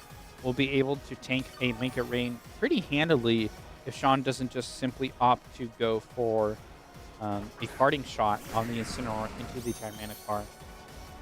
Sean could also opt to double attack to the Goldengo. Go for a Flare Blitz into Goldengo. Go for a Wood Hammer into Tyranitar. It's hard to think of a reason why that wouldn't simply lead to a victory. We know what Sean's last Pokemon is. It is that King Gambit does wonders against the Goldengo, which is already in Sucker Punch range, especially with the Life Orb chip damage. Sean really only needs to KO the Tyranitar, and does so here with a powerful Wood Hammer. And just like that, Chandler's chances of bringing back this game looking precipitously thin. Knockoff going out into Goldengo, so make that a 0% chance of Chandler winning this game. Sean is your winner for this first game of the set, but at least one more game to go. Plenty of opportunity for these players to adjust, reconsider the Pokemon that they brought to the field, and think, well, which ones did the work? Which ones kind of just stood there and did nothing? In terms of Chandler, I don't actually dislike his positioning, the Pokemon he chose to bring. Porygon 2, I think maybe was not expecting the King Gambit to Terastallize. Had King Gambit not Terastallized, the Terra Fighting Terra Blast definitely would have picked up the knockout into the King Gambit. That's 1 King Gambit down. A lot fewer worries in the clear. On the other hand, Sean, I also think played well. Obviously, Terastallizing King Gambit when Chandler was expecting not to was very advantageous. Rillaboom was in a phenomenal position. Incineroar, although at least on paper, not that great against Chandler's team, actually put in a lot of work where it needed to. Got those Intimidates down, and was able to threaten the knockoff onto the Goldango as well. Mr. Chandler, I'm curious if you are considering the Amoonguss. Sean's Pokemon, or rather, excuse me, Sean's Incineroar is carrying the safety goggles, and of course, the Rillaboom is immune to powder moves. But otherwise, Amoonguss could put in some good work, but it will need to be in a good position in order to get off these spores in the face of Sneasler, in the face of Incineroar, in the face of Volcarona. It will take some very good positioning. So I'm curious if Chandler will just lead the same 4 Pokemon. I think I ultimately agree with not bringing in Incineroar. Sneasler is fine. Actually, let me double check. This Dragonite is multi-scale. So actually, Incineroar can intimidate the Dragonite. So perhaps that could be some room for adjustment there. But no need to speculate no longer. We are going to hop right into Game 2. Sean over here leading with the Sneasler and the Rillaboom. Again, Sean's Sneasler is not the Grassy Seed variant. It is Terra Stellar with Poison Touch and holding the Focus Sash item. But Chandler, once again, going to be leading with Porygon 2 and the Rillaboom. Excuse me. Definitely an interesting position for both of these trainers because, of course, Sean could just double attack into the Porygon 2 with a close combat and a Wood Hammer. I would believe that'd be enough to knock out Porygon 2. But Sean could also play a little risky, launch a Wood Hammer into the Ursaluna for a knockout and launch a close combat if he does not expect Chandler to Terrastallize. And on the other hand, Chandler could just decide to swap out Porygon 2, maybe make a different defensive play. We'll have to see what these trainers ultimately opt to go for here in Game 2. Porygon 2 is indeed going to swap it out. And in exchange, the Goldango will take its place, catching any close combats or Wood Hammers. Chandler going to be protecting the Ursaluna, ensuring that its Flame Orb is successfully burns. But Sean actually reads this reads this Goldango swap in and goes for a high horsepower. That is very, very impactful because Goldango is now in range of Wood Hammer and Chandler's Ursaluna is the Ghost Terra type. So if he doesn't want to take a huge close combat here, we'll be forced to Terrastallize into it. But that simply means that's King Gambit fodder later on in the game, should Sean have chosen to take King Gambit to this matchup. But honestly, even if not, all of Sean's Pokemon can effectively deal with the Rillaboom, or excuse me, with the Ursaluna, if it is not under Trick Room. So Chandler going to have to make a difficult choice here, and Sean going to have to make a play to see if he can capitalize on Chandler's positioning, or if he'll accidentally give Chandler a way back into this match. Chandler going to be swapping out the Goldango into Tyranitar, weak to both Wood Hammer and high horsepower and close combat for that matter, but perhaps the play that was necessary, and going to Terrastallize the Ursaluna into the Ghost Terra type. That will allow it to survive any close combat and perhaps a Wood Hammer as well, but at what cost? We'll have to see. This Terrastallizations better be worth it. Sneasler goes for a Protect. Rillaboom, on the other hand, goes for the Wood Hammer into the Ursaluna. Gonna survive thanks to Terrastallizations, but this Facade is gonna have to find itself into the Rillaboom. It does. That should be a KO. It is a nice, clean knockout, but that cost Chandler his Terrastallizations. It's still a Sneasler in versus a Tyranitar, and if Sean brought King Gambit, now would be the time to bring it in. Although, honestly, if Sean brings in just something with a decent amount of damage output, such as Dragonite or perhaps even the Incineroar, could simply outspeed the Ursaluna and go for a powerful attack. Chandler definitely on the back foot here, but instead Chandler on the back foot. Sean will instead send out the King Gambit, now threatening some serious damage. Chandler's Tyranitar is carrying the Assault Menace item, but in the face of two physical attackers, both with super effective moves. Not exactly the best position to be in. King Gambit could just go for a Sucker Punch, or maybe even a Kowtow Cleave, depending on how vigilant both of these players were on their speed tiers. Into the Ursaluna, and Sneasler could go for a close combat into the Tyranitar fairly safely, but it's going to be up to Chandler to read what Sean wants to do and find a way to pivot himself into a good position. I think the tools are there. Chandler just has to make the call. Tyranitar swapping out into Goldengo, trying to catch a potential close combat. Sneasler going for the close combat into the Goldengo, previously the Tyranitar, and Ursaluna going for a very gutsy substitute. King Gambit, unfortunately, does not fall for it. Goes for a Kowtow Cleave into the Goldengo. I'm a little hesitant. On the one hand, Chandler did call the Goldengo switch, right? But on the other hand, putting yourself in a substitute is very, very risky, because as soon as this grassy terrain expires, Ursaluna will faint to this burn. So you really only have until grassy terrain expires, which I believe is just this one turn.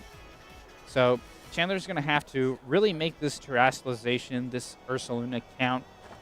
Sean, on the other hand, can simply target down the partners or even go for a double protect and try and stall out this grassy terrain. So this match is far from over. But yeah, Chandler's going to need this Ursaluna to deal with the King Gambit. Porygon 2, without access to terrestrialization, just simply not have enough firepower to deal with it. Tyranitar does have low kick, which shouldn't code King Gambit, I don't think, but perhaps with enough chip damage from Porygon 2 might just be enough. On the other hand, Sean's Sneasler is still with its Focus Sash intact, which means some chip damage will need to go there as well, so it's a bit of a tricky position. Sneasler going for a close combat into the Porygon 2, does not KO thanks to Porygon 2's Eviolite item, boosting its defenses. Ursaluna going for a Sod into the Sneasler, going to bring it down to its Focus Sash. I believe Sandstorm Chip will activate first, KOing the Sneasler, but it might just not matter. Kowtow Cleave going into the Porygon 2. Sean deciding, hey, fine, let your Ursaluna take a Pokemon or two. But as soon as grassy terrain expires, your Ursaluna is good as gone, and I would much rather focus on the other threats. Ursaluna, buffeted by the Sandstorm, will faint. And just like that, this turned into a 2v1 situation. Sean's King Gambit and final Pokemon up against Chandler's Tyranitar. It's looking very, very tricky. It's going to be the Incineroar coming out here versus the Tyranitar.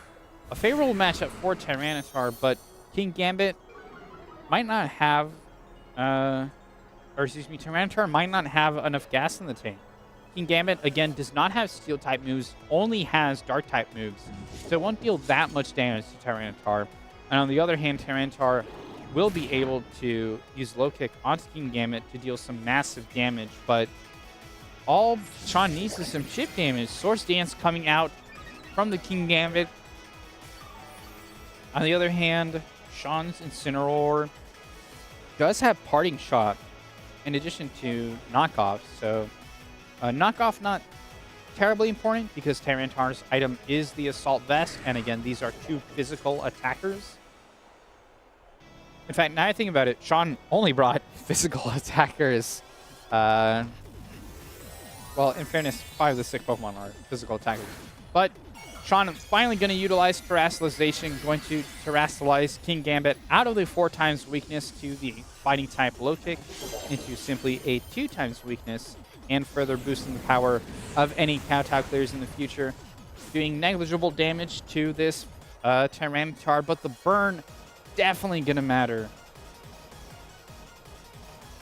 Tyranitar going for a Low Kick, and yeah, although it seems even without the burn, and even perhaps without Terrestrialization, would not have been enough to KO the Tyranitar, so perhaps it's the case that Chandler would have always lost that match, but that That burn really just sealed the deal. I really cannot imagine a way where Chandler wins this, I'm afraid.